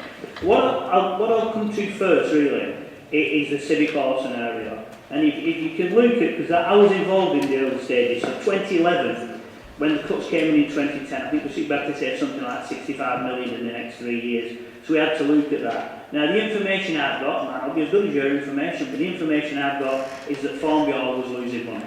Now, that's the information I've got, but we can look at that and share notes at a time. So that's it. There was Civic Halls all over the borough. But what you've got to remember, this went to an audit committee, which was chaired by an opposition member. I think at the time it was Gary Roberts who chaired the audit committee. So it went through that process. The process that it went through that you spoke about went through internal audit and external audit, who said it was a perfect example of what we did at that time and what we needed to do. So that clears that bit up. Now what I would say, and I'm quite surprised at Councillor Grundy actually, who's saying, let's invest in Atherton and don't bother about Lawton. That's great, I love that. So I think we can probably use that somewhere in the next clip, because I was going to speak like good about that. So I'll have that one. No, so you're not having it, you said it. I'm having it. If you look at feasibility study, I think I've looked at the ballpark figure, you're probably looking about 100 grand on different areas. Now the way, and I'm sure you'd want to be first, Stuart, to everybody in this chamber, we've got 25 wards. So in essence, I would say to all members here, if you want the same as Stuart's wanted, we need to do a feasibility study in all your areas, because we lost the Civic Hall, other people lost Civic Halls. Let's look at that. That'll cost us 2.5 million. I'm quite good at it. I'm learning on this one. So we'd have to find that.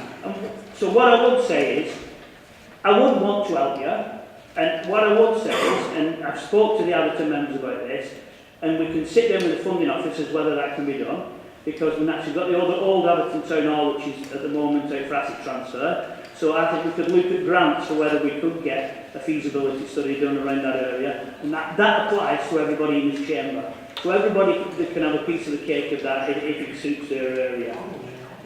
We always have this picture, and when we've done, I did it with the old league, so that's not very nice, the ex-league, and we did the Abbey Side session in Aberdeen, and the stuff that we've done in Aberdeen, the library, everything, always people seem to think in Aberdeen that they're the relation. We don't get anything in Aberdeen, we get grief, and when you actually sit down with someone and tell them, they go, oh, I didn't realise we had that, I didn't realise what we had that, and the work that the council's done in the past in communities and around the area.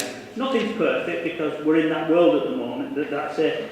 But if you look, I've got some figures here, if you look at, we've spent £1 million on Atherton Town Hall refurbishment, and we've spent £2 million on overage, so that's £3 million that Atherton have had just in them two projects. And I know my colleagues on this side have worked with that and worked with people who have done it. On the SIF project, I remember, I've not got the figures on me, but Atherton was up there with one of the big players on the SIF funding. They got a big chunk of the SIF funding with the groups.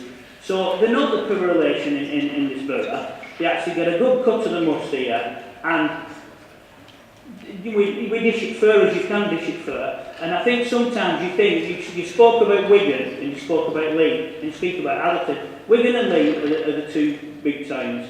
I'm sorry, Atherton doesn't fit into that because we're in with the rest of it. We can name Ashton, we can probably name Ingley Green, we can name wherever. Everybody who is fighting their patch would say that they've got as much call as you have on it. And what I would say to members in this room, I'm sympathetic to Stuart and I'm sympathetic to the people in Atherton that they're fighting, and that's what we're here to do, is fight for our patch.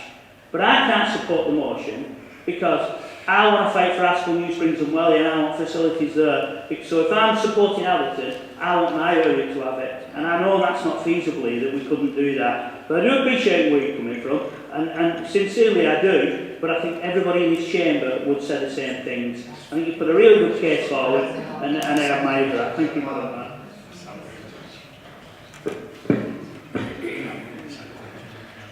Councillor Aldred. Madam Mayor, thank you for the opportunity to speak on this motion this evening. I am standing up tonight as an Aberley ward councillor, and you may ask why. The simple reason is that half of Atherton is in the political ward of Aberley, and as such, the residents of Aberley ward use the facilities in Atherton and vice versa. So what's the Atherton area have? Atherton ward has already got a vibrant community centre at Dorset Road by the council's community asset transfer, and also has the Greengrass Centre. The old York building, the old York Street College building, was deferred from being sold thanks to the lobbying by Labour councillors to cabinet members and officers. It's currently under consultation for community asset transfer. Aberley Town Hall has seen £1 million of investment into Atherton. This estate has a state-of-the-art library with books, which is contrary to click and collect service, which was again untruths being circulated on social media. State-of-the-art children's library, which we're proud of, with interactive books and media. 3 meeting rooms, which are already constantly in use for a wide variety of community groups, including children and adults reading group, dementia reading group, dementia luncheon clubs and coffee mornings, plus young carers group, to mention just a few of the users. £2 million of investment in our bridge, which was related to earlier. This has produced amazing climbing walls, and now a further investment is earmarked to the Centre for Premier Quality 3G football pitches with associated facilities. SIF funding bids last year approved by the Council to the tune of in excess of £500,000 to community groups in Atherton alone.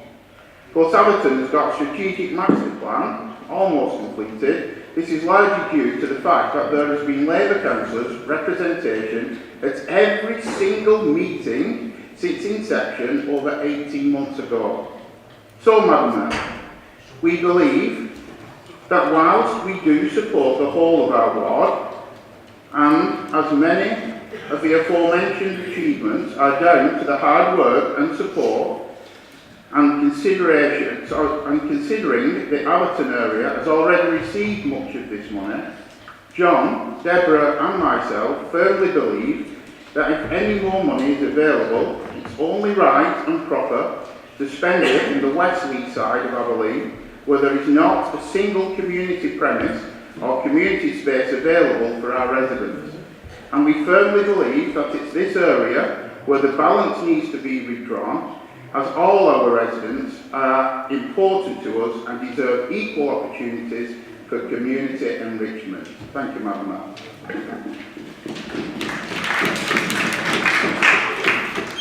Councillor Maiden. Thank you, Madam Mayor. Yeah, you probably would, and he's led me straight back into this one, Councillor Molyneux. You talk about having no money, Councillor Reed. If you're selling off public assets for 65 grand and then letting them sell them off for 235,000, perhaps that's why there's no money in this borough. And may I congratulate you on what you've done at AO. The place looks fantastic at the minute. I do believe there's a 1.6 million uplift on this building. I could be wrong. I don't push figures out there like Councillor Molyneux without counting them. But it is around the 1.6 million mark. Where is that uplift figure? Where has it gone? And why is it not available to the people in Atherton? Thank you, Madam Mayor. Councillor Deborah Wallace, please.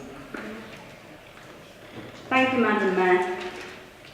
First of all, I would just like to say that I believe that community spaces are vital for all our residents. We lobbied our Cabinet to remove the disposal of the York Street building from their agenda, and we were very successful in doing that. But what we need flexible spaces like the York Street building. We all know that halls and rooms cost money to heat, clean and staff. Currently, the estimate for the York Street building is about £65,000 a year, and this doesn't include management costs. It will be a facility for the young, the old and the creative.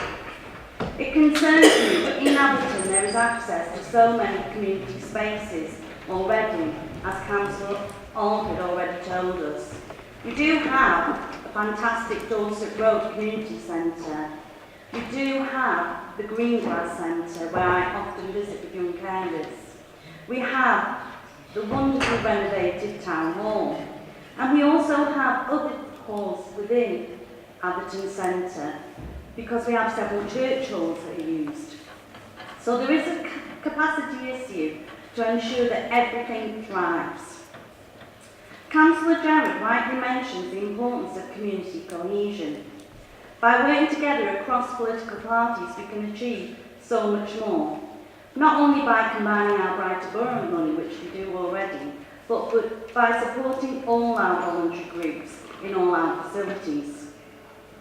Finally, perhaps we should heed the words of a member of the Aberdeen Independent Network a few weeks ago, when Norman Bradbury said, "Just keeping on about the Formby Hall doesn't achieve anything." Thank you, Madam Mayor.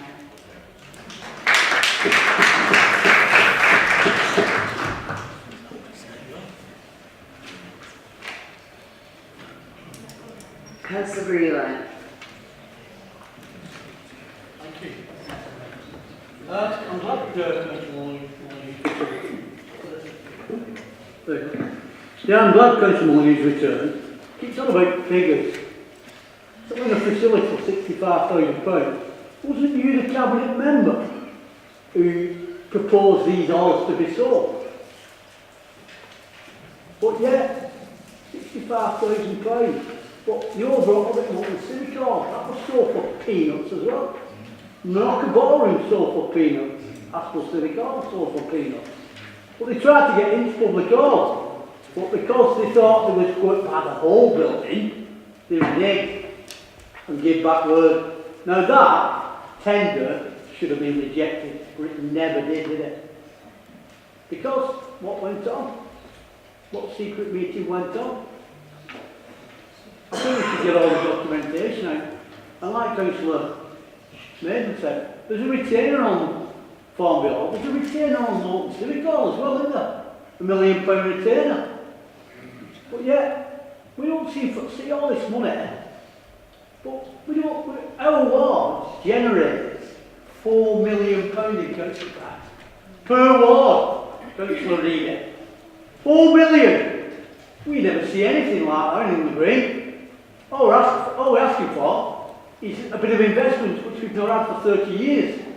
But, hang on, here Councillor Riley, there's a list here of funding streams you can dip into at one meeting with the finance guy, Tony Clark. Okay, so we goes out then, looks for we're interested, what needs doing. You only spent £800,000. Hang on, you need a motion now to submit your application for this funding. So, what's all this staff doing here? We've got the best council, the best staff, but yet we can't deliver on what they promised. Here a piece of paper, 27 million. Can't have that. You've got to put a motion in. I've been in this council chamber 15 years and I've never known a motion to be submitted for funding for a ward council for normal repairs and investments in their wards. Never. But why don't you give us our council tax and let ward councillors spend that? Not touching the big grant from London. Councillor Wheeler, will you stick to the motion, please? Everybody's going off the motion, Madam Burke. When it comes down to me, are you bullying me, Madam Burke? All the time? Every time I speak to you, chatter. Put in. I've got rights, Councillor Breeley, I certainly would not do that. Well, you personally are, Madam No, Burke. it's Because just everybody else has gone off the agenda of the motion. Councillor McCormick did it. They all did it. 2 minutes. Councillor down here did it. You've got 2 minutes. Stop talking about Farm Bill. 2 minutes. Right, we want some investments, Councillor Reader. We want the community centre. We've found some land, we've put a bid in for £500,000, we can get it built for that. But, you know, we've lost our community centre to a church for £10 a year peppercorn rent. £10 a year peppercorn rent. Councillor Breeley, we're not here about that, we're here about Atherton. As you were disrupting... Well, Madam Burke, you should have pulled all these other Labour councillors up if you won't speak about Atherton. Let's speak about Ayall. Councillor Reid, I'm not. Councillor Reid, you raised it. Councillor Breeley, I'll tell you what, I'll run Ayall, I'll save money, I'll go as a councillor, and I'll make that place boom. Councillor Breeley, please sit down. This is about Atherton. Oh, everybody else goes off the board. Councillor Breeley, will you sit down, please? And show respect. You're a disgrace, Madam Burke. You don't know the rules, Madam Burke. Councillor Gerard, I now invite you to sum up. Thank you, Madam Mayor. So, summing up, Councillor Reader, yeah, we'll sit down here over these figures and see what we can come up with. But it wasn't losing money. The other halls were, the Farm Bill was the only one in profit, which is shown in this, before it was sold to out London. You mentioned about other members wanting money for their wards. Well, they're quite entitled to, like I have, stand up and put a motion in. If they don't do it, well, that's not my fault. I'm here to represent the people of Atherton, and I will do that to the best of my ability. Obviously, for grants as well and stuff like that, quite welcome to. You went over funding in Atherton, what it's already had. £1 million for the library. Well, originally, when the library was, the town hall was to be refurbished, it was £150,000. Then it went up to £400,000, and now the figure's £1 million. So that's £850,000 over budget already. SIF funding, you mentioned in Atherton. Well, we had a skate park in Atherton. Just a point of order. it wasn't over budget, there was more stuff that was actually done, so he was wrong with that. According to the articles put out, it went from 150 to 400 to a million. They could have saved all 3 buildings there and now they've got a reach asset transfer for $1 million. SIF funding. We did have a skate park in Alderton, which came from the SIF funding. Guess what? It's been demolished. The kids now who use it don't know where to go. You mentioned Alderton doesn't fit in.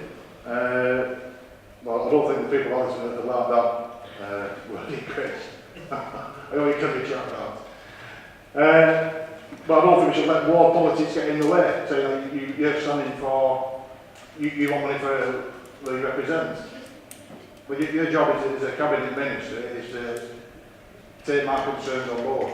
You can't let war politics get in the way of that. Like I say, you can. Deborah and I mentioned about lobbying the cabinet over getting the library tech buildings taken off the agenda. In fact, in the last motion that I presented to the council, Deborah mentioned that she had to go home and sleep on it to get it taken off the agenda. It took me 32 minutes to get in contact with the council and lobby Penny McGinty to get the motion taken off. So it was a cross-board effort to get that taken off. And I know it's election time, but party points should be getting away, stuff like that. But in the same paragraph, you mentioned we're working together. But yeah, you won't take credit for that. High Bridge, yeah, we welcome that. In fact, I can remember speaking to the not speaking, but communicating on social media to the ex-leader over High Bridge. When you call me an SS officer? No, way before that, this is when I mentioned about getting Sports England involved, you remember, Peter. But, so I'm glad you took that on board, and we've now got the sports centre, the 3G picture, so that's great. But, in Ag 4, people can't afford to get down to the sports centre and use the sports facilities there. I know on a Thursday they've got it for 50p, but it's the actual getting down there and the safety of it, what's benefiting that. But through Brattleborough funding, we managed to save Ag 4 FC. And now that is getting funded off the council, which I'm very proud of. To have a fence ready, they've got a cab there. The group needs to be commended there for getting the kids out at night and training. So things do what we all want to go. You mentioned, Mark, about having money in Wesley, Saddlebury. Well, like I just mentioned to Chris, you're quite welcome to stand up for them people and bring more shit about bringing investment. It's quite simple to do. Good off there. So, like I say, you've got to sleep on Deborah. I'll get off the agenda within 32 minutes. But we can't have wedding receptions, give blood, or have charity fundraisers at the Dorset War Community Centre. It's just not big enough. If we can extend it, I wanted to extend the community centre further out. But at the moment in time, it's not fit for what the Farm Bill serve to people of Alderton. But I do agree on looking together. It's the only way forward. You know, I have seen some of the politics not going in here tonight, and the screaming and shouting and the backbiting has got to stop by these councils. If anyone can be done together. It's not right. The people out there who voted into office expect better. And that's for everyone. But thank you, Colin.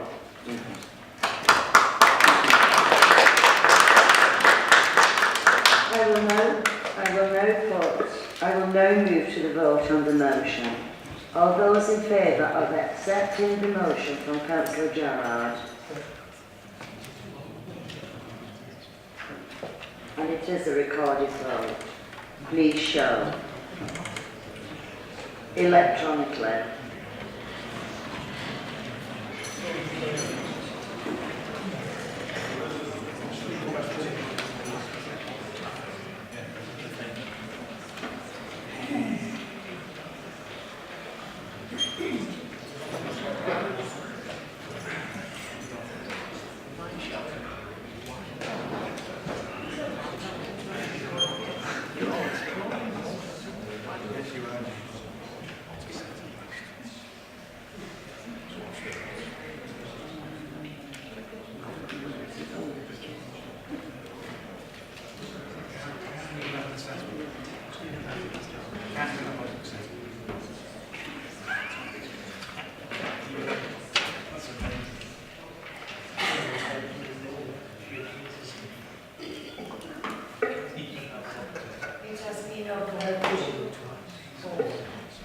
It has been over 2 hours since the commencement of this meeting, and I remind you that the guillotine points is 9 p.m.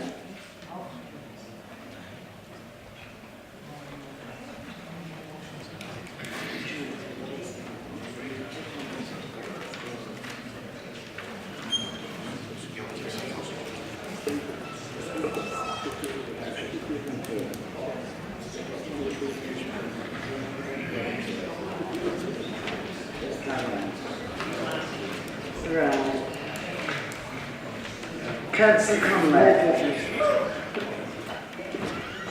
I declare the motion lost. Councillor Conley, is the motion...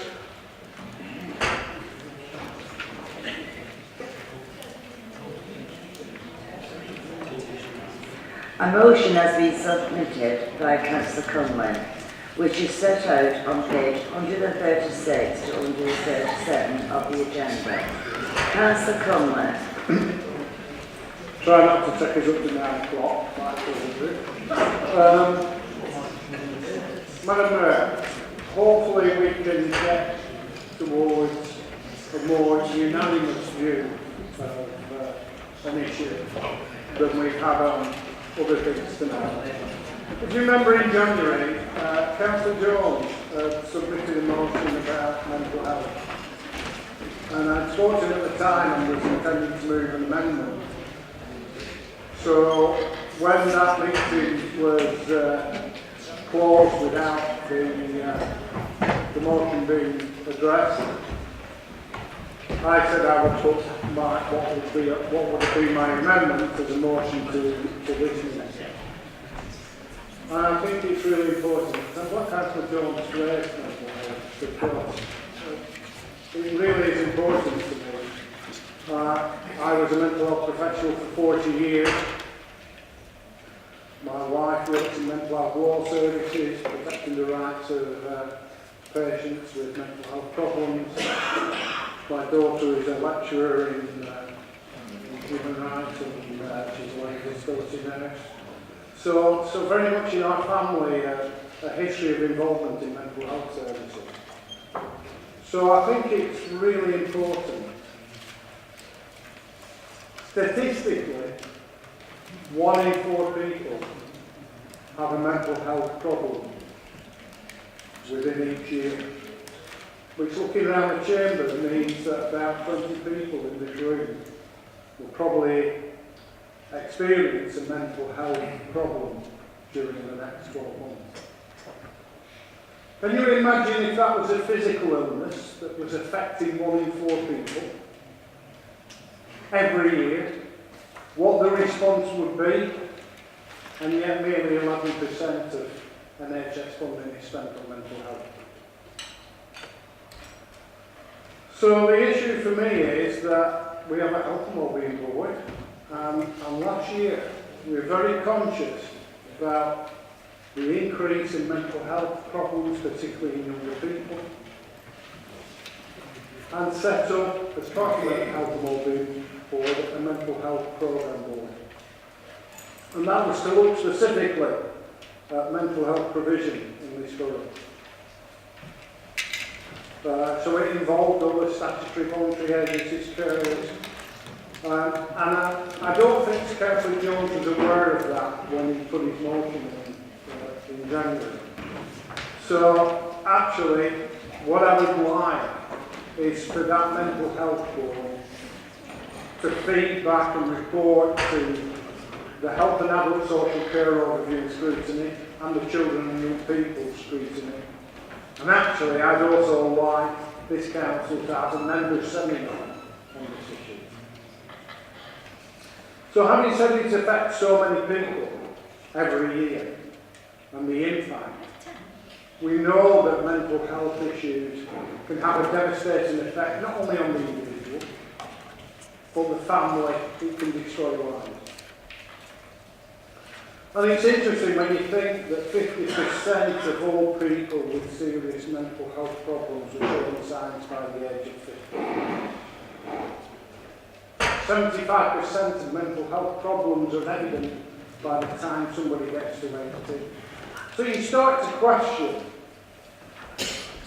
what are we doing to help prevent mental illness and to intervene early? If we know that 50% of people with long-term mental health problems are showing by the age of 50. So whilst we talk about mental health services, it's not just about those people who require specialist services. So my vision of what mental health provision will be in this borough is about much wider than just the treatment services for those who become seriously ill. In all the time I was nursing, when I was doing reports for people, on people for various tribunals or detentions, what was evident was, very early in life, there had been symptoms, there had been signs, there had been indications that somebody was experiencing mental health problems. And I just think, wouldn't it be really good if every school taught young children and young people about anxiety, about depression, about schizophrenia, about eating disorders. Not only taught them about those issues, but taught them coping strategies and how to deal with them, and actually started to prevent people from them, and actually told the children where to get help and how to get help. We see many campaigns now about mental health and suicide, saying it's important to talk. Why don't we teach that to children?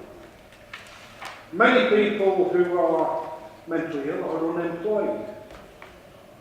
And the unemployed have a higher incidence of mental illness. More deprived areas have higher incidence of mental illness. Why don't we do things much wider around, one, preventing mental illness and promoting mental well-being, but also look at employment and housing and skills and engaging people? Because the other thing that happens when people have mental health problems is their inability to connect and keep communicating with communities.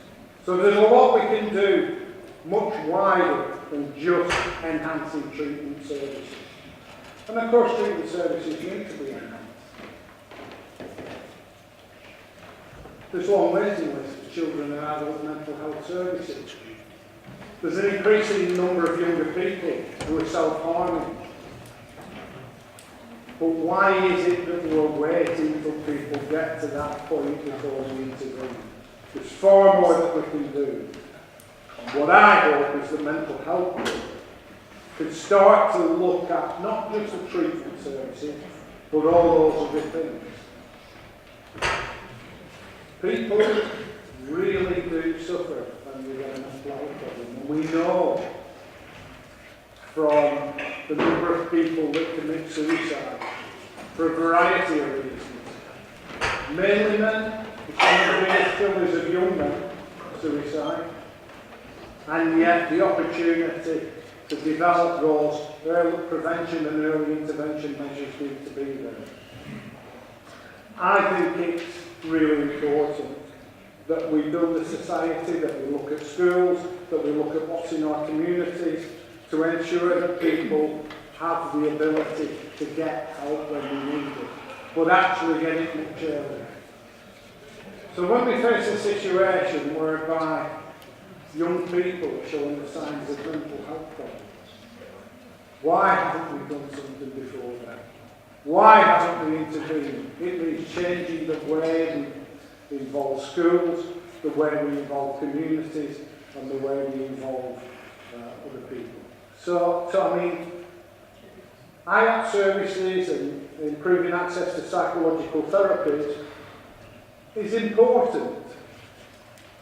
But actually, I don't really want to professionalise people who have anxiety and depression. Because actually, many a time, it's the ability to talk to someone. And that doesn't need to be a professional. I think professional people should be there for the really serious cases of people who require help. So, yes, the Mental Health Board will look at specialist treatment services. But I actually think the real big game is by preventing people and looking at what we can do across the whole of the system, the whole of the borough, in terms of schools, employment, opportunities, housing, leisure facilities. Because that is the real way that you will prevent people becoming mentally ill or certainly intervene early. And it's not just the cost of intervening early that will be beneficial in reducing long-term costs, but actually it's the impact on individuals and the detriment it has to people's lives. So I think what I want is all of you, scrutiny of both children and adults, to look at the work of the Mental Health Board, to actually give some advice and recommendations to them, and actually for us to have a members' seminar. And let's just see the size of the problem and the opportunities that are available. And I know people have talked about the deal tonight, but I think there's a lot of opportunities for community groups and communities to build a society that supports people, that people have the opportunity to speak. And so really, as a professional mental health worker, I didn't want to treat people with serious illness. I want to prevent them becoming seriously ill, and I think we can do that in this borough.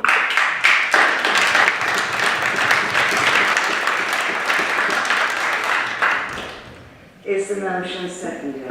It's seconded, Madam Mayor. Councillor Leader, do you wish to speak on the motion or reserve your right to speak later in the debate? I will certainly reserve the right to speak, but I don't think I need to speak because I think we'll get unanimous support for the motion across the chair. Thank you, Madam. Do any other members wish to speak on the motion?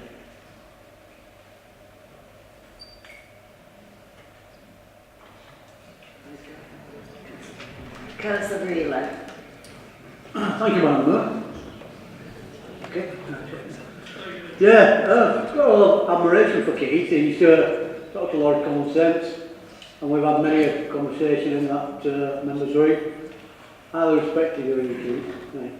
But it's a pity. In 2013, something happened in this chamber, in this council actually, when some stupid woman made false allegations, because I thought they've got mental health problems.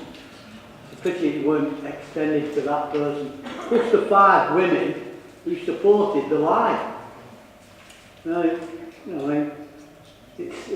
was a terrible situation. I was arrested on lies. Nothing's ever happened to these officers, nor this woman. Here we go again. Here we go again. I'm going to have a mental breakdown with you, miss. You pull me up on everything. Everything you pull me up on. Everybody goes off the motion. You're like a long playing record, Madam. Do you actually know the rules? Yes, I do. The Constitution says I've got 5 minutes. Yes, you have. Well, every time I speak to you, step in. When you go right, stepping in. You don't do it to your Labour colleagues. Oh, I have. And how many times have they got off the agenda tonight? Nearly all of them. Councillor Breland, will you stick Stand to up the again. motion? Stick to the motion. Mental health problems. Councillor Breland. God are all got mental health problems. Stick to the motion. Right, we'll see when it goes to court.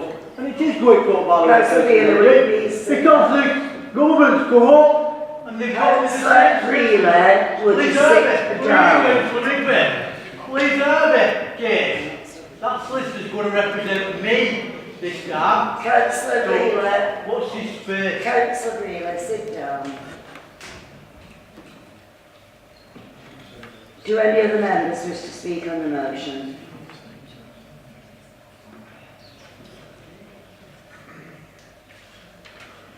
Councillor Leader, do you wish to come in now? No. Thank you. Councillor Conley, I now invite you to sum up. Right, in summing up, I just think, there are a lot of pressures on people these days. And I think that's part of the reason for the increase in anxiety and depression, people getting debt, substance abuse, alcohol abuse, drug abuse. All those issues impacting people. I mean, if I do want to make a political point, I don't think austerity has helped people who are struggling, who are on benefits, who are struggling financially, and in terms of being able to get a job, and people's uncertainty about employment, 0 hours contract, all those issues, that stress and pressure to people. And that creates mental health problems. And so, I just think, you know, let's us as a council, let's us look at what we can do across the wider aspect of mental health around that prevention and early intervention work that I said that is much wider than just treatment.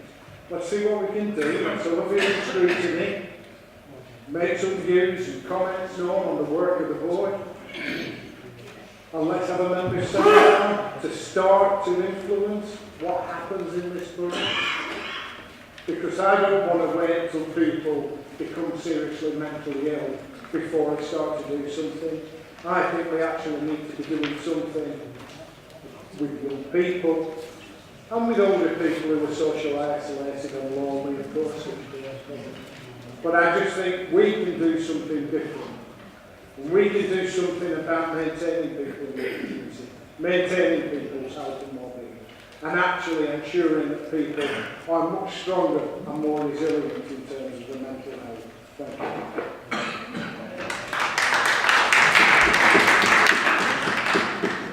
I will now move to the vote on the motion. All those in favour of accepting the motion, from Councillor Conley, please show. Against? That is unanimous.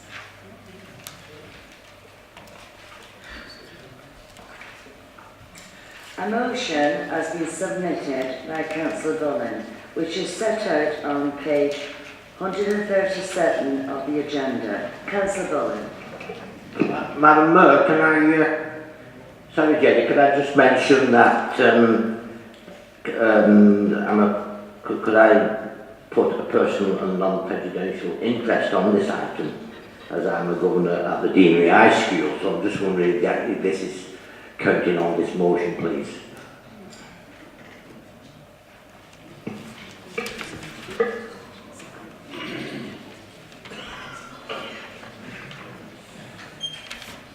Thank you for declaring.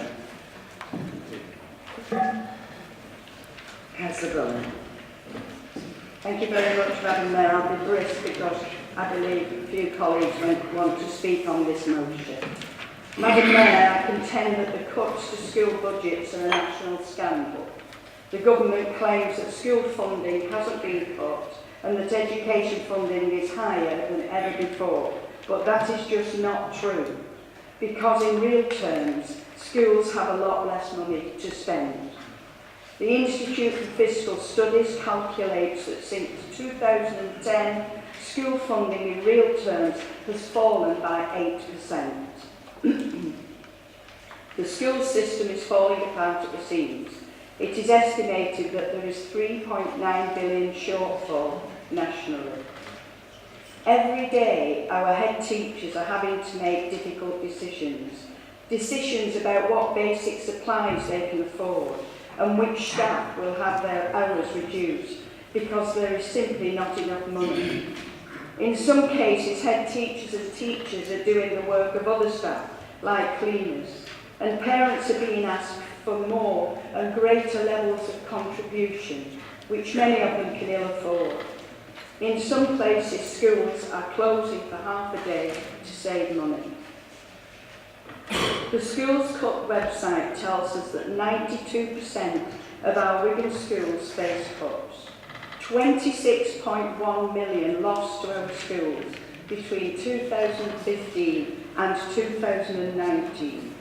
In my own ward of Ashton, with 2 high schools and 3 primary schools, 1,280,770 sorry, I didn't do that right. I'll say it again.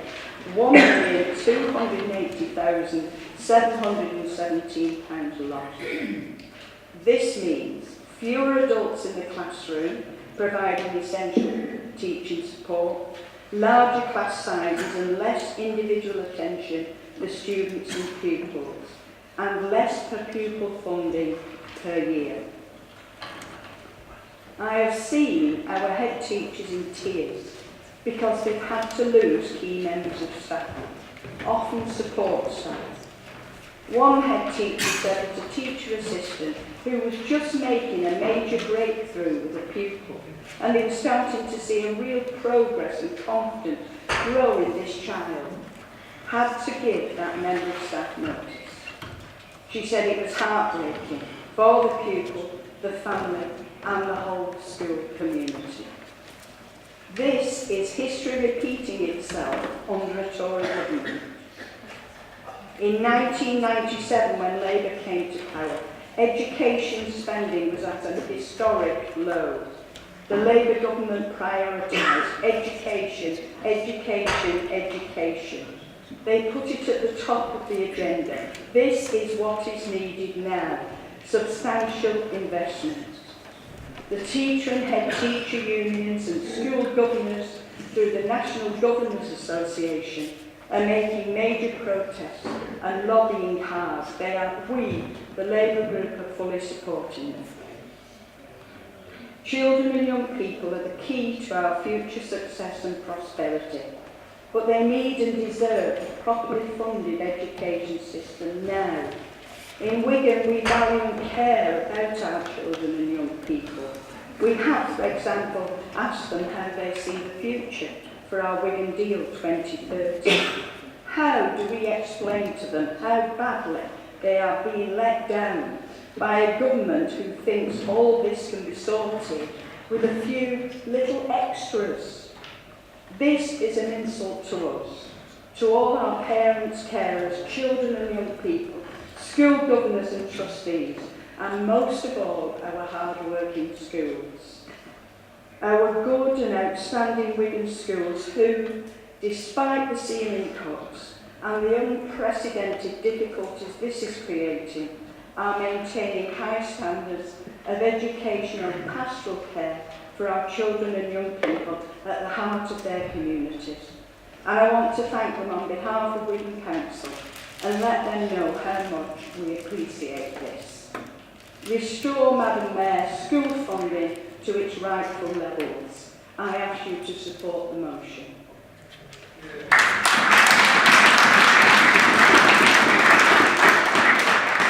Is the motion seconded?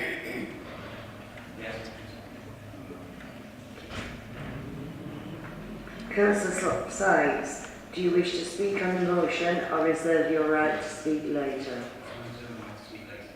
Thank you. Do any other members wish to speak on the motion?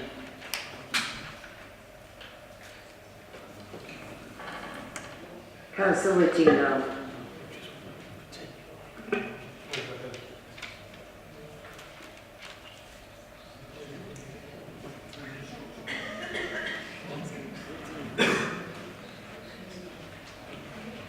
Councillor Whittingham.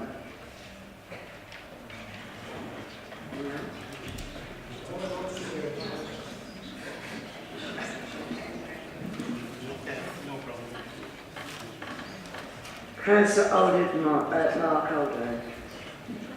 Thank you very much, Madam Mayor, for giving me permission to speak on this motion. I've been passionate about this now for over 12 months.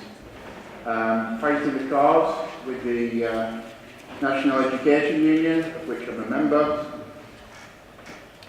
It shocks me just how bad things are getting. A few years ago now, just after the war in Bosnia, I had the absolute pleasure of going and teaching children over there. I was asked, and I went. You know, when I realised that it was quite poor, you know when you take a big box of pencils with you, because that's what kids want to do, they want to draw. And just to see how poor things were at the time was unbelievable. You know what? We're in the UK now, and we've got schools asking parents to supply pens and pencils the children could use as well as boots. How embarrassing is that?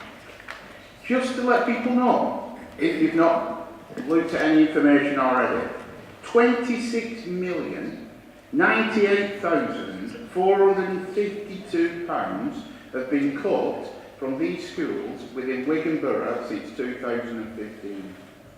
How can schools survive on that? How can we make sure we have our children, and I've said this in this chamber many times, our children have only got one chance. Have one chance in life for a good education, to give them a good life. It's our duty as councillors to give them the best chance we can get. And unfortunately, with these cuts, they're just not getting it, Madam Mayor. I'm disgusted. Thank you.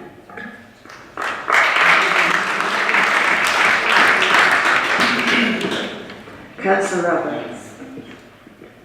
Thank you, Madam Mayor, for allowing me to speak. In Astley, Mosley Common, with 6 primaries and 1 secondary school, all have experienced severe funding cuts. The worst affected is St John's, Mosley Common, where I'm a school governor. Our school has suffered a loss in funding of over 6% per pupil since 2013, or £640 per pupil since 2015.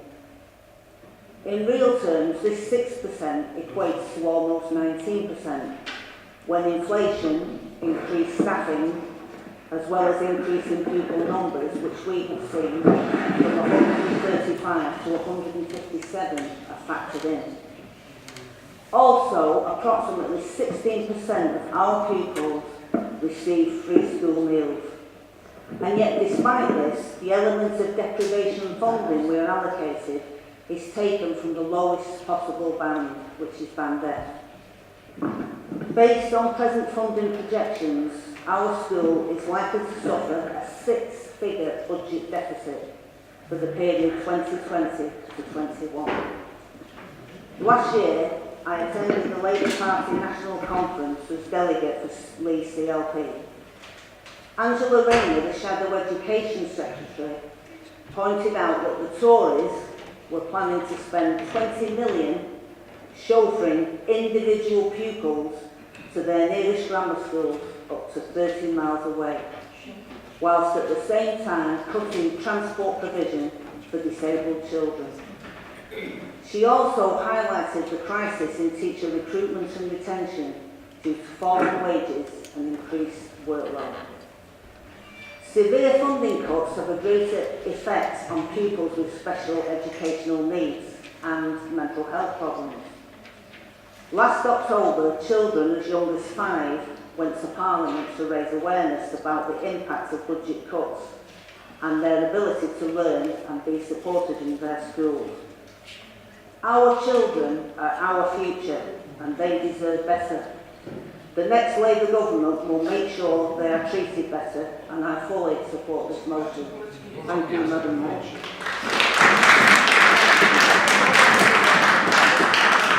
Can I just remind members there is now only 10 minutes remaining. Does any...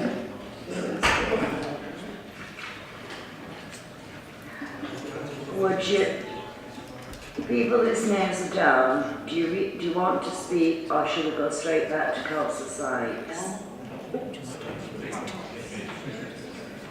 As Councillor Sykes has reserved his right to speak at the end.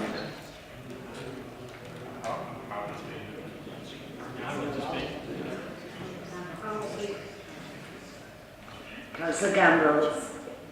Thank you, Madam Mayor, for giving me the opportunity to speak. I will be very, very brief. And thank you to Jenny, Councillor Bullen and Councillor Sykes for bringing the motion, the very important campaign to Council, especially as everyone in the chamber, in its widest sense, are corporate parents. And as parents, we want the best for our children. And we want them to develop, to be inspired, to question, to explore, to challenge, and to be engaged with lifelong learning. In my ward alone, though, there's been more than 1.1 million less in the budgets of the schools of Golden Morton West. Each of the head teachers, as Jenny has mentioned, has had to make difficult decisions. Staff numbers have reduced, and which has an impact on the amount of time available to pupils. And in some cases, the pastoral support has been reduced, impacting on our more vulnerable children and young people. And in addition, the creative side of the curriculum has become a luxury, affecting pupils' engagement, inspiration, innovation for now and for the future, which could stifle them in achieving their full potential. It is just not acceptable. Every child deserves to have a positive and productive experience in schools, and we as corporate parents want them to enjoy their experiences they learn. They deserve to have the right and proper investment in them and in their schools. And I will continue to campaign with teachers and parents for this, and I fully support this motion. Thank you. Councillor Wheeler. Thank you, Madam Mayor. Yeah, I think the problem with these schools is they have to buy off your purchasing company, who's massive prices. Am I going off the bill? There you go. You have to purchase it. You go. Well, that's what's the information I received. Well, can we have clarification then in the buy-off? Because we have got an approved list. We've got 2 approved lists. We've got one that gets everything, and contractors won't get nothing. But them contractors want to give a fair bid. But there's always these little approved then who put the prices sky high, and the lowest bid is still sky high. It's got, you've got to go out and look for better deals. I mean, I bet we've got the most schools in our area, in the green. We've got 1, 2, 3, 4, 6 schools in our area, little walk out in the green. And they're all thriving. They're all thriving. So, but you keep going on there. All these cuts coming in, but we've stood our ground, we've done this, and we're the best council again. And now you're crying again. It's like a long-playing record. If you can't do the job, get out. Get out of the game. Let the independents have a go. Let's do it. You're laughing at. Frightened of change. And it's coming. It's coming. We've come in. How long have I been here? 15 years. You've thrown everything at me and I'm still here. Councillor Molyneux, I'm still here. Councillor, motion again. Motion. This is a very, as you must agree, It's a long this is a very way, important motion. Please keep to the motion. It's very important. Keep to the motion. Well, stop interrupting me. You know what I mean? It's like a long play. Who else is there? And we're glad we're in wrong. Councillor Wallace. Thank you. Thank you, Madam Mayor, for allowing me to speak. I'm going to begin by quoting one of our support staff members, who's a resident in a local school. She says, "We're currently going through yet another support staff restructure. This is the 3rd restructure in 4 years. Why are we not investing in the future of our children rather than help them to achieve by giving them the support to enable them to grow their independence and providing the support to our teaching colleagues? Education gives our children the ability to make choices in life, literally life chances. They're never going to get that chance again. But as well as on a personal level, we as a council need our towns to have investment to thrive, and this means we also need investment in high quality education to ensure that our residents have the skills and aspirations to achieve better futures. Our future is in fact bleak without the necessary resources for our nursery, schools and colleges. So many teachers are leaving our schools, with 4 out of 10 recently stating the desire to leave. And who can blame them when they have worse paying conditions and added roles like being on the front line for so many issues, including things like social media, mental health, and now possibly legally responsible for knife crime. Enough is enough, and there's no facility for our schools to continue making these draconian cuts. The curriculum is depleted, staffing is slashed, and the staff who are the most poorly paid are either made redundant or don't have their contracts renewed. I support Councillor Bullen's motion. Thank you. Councillor Gerard.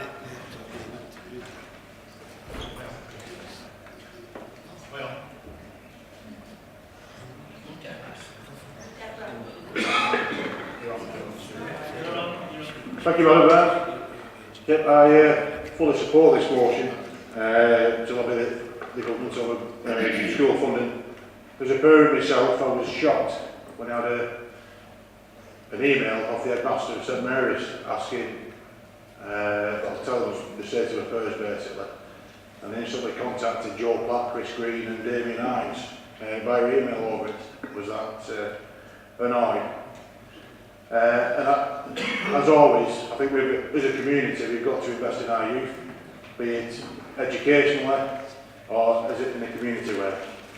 I know people want to talk, so I'm not keep you on, but yeah, fully behind it, and the more we can all speak together in support of this motion, the better. Thank you.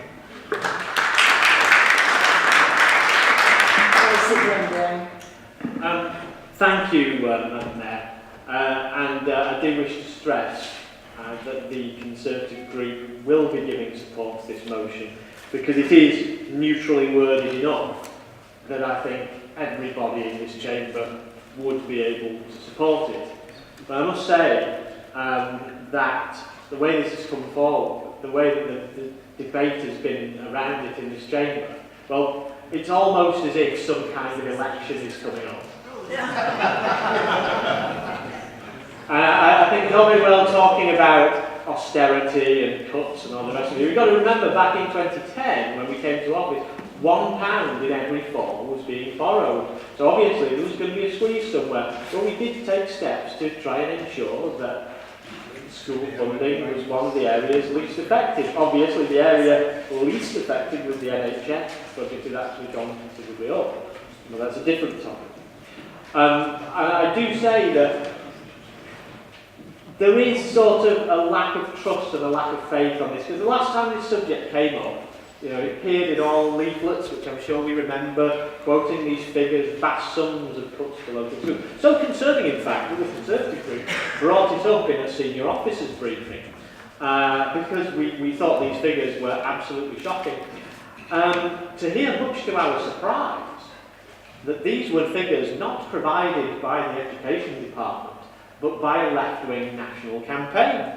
And the figures provided internally by the Education Department were considerably lower, to an incredibly noticeable degree. And the question is, why was the Council, when campaigning on this issue, not using its own internal figures?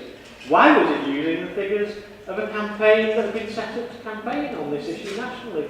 Surely, we're a good council, aren't we? We trust our own figures. We've got a very good, high educated man running the Education Department, a high regard for him. You know, when the Council does not recognise, when the Council Department responsible for these figures does not recognise the figures being bandied about by the people running the Council, surely there's an issue of trust. I do think, like I say, it is important that schools are properly funded. I absolutely support that principle.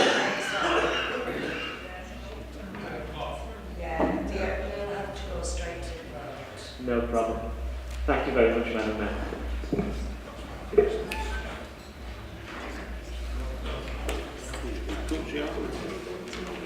All those in favour of the motion, please show.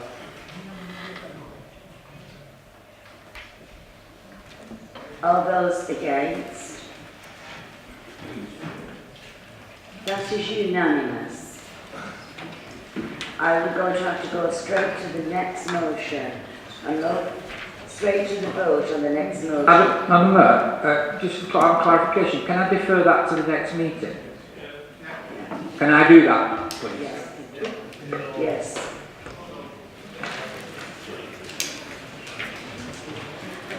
That concludes the business before us tonight.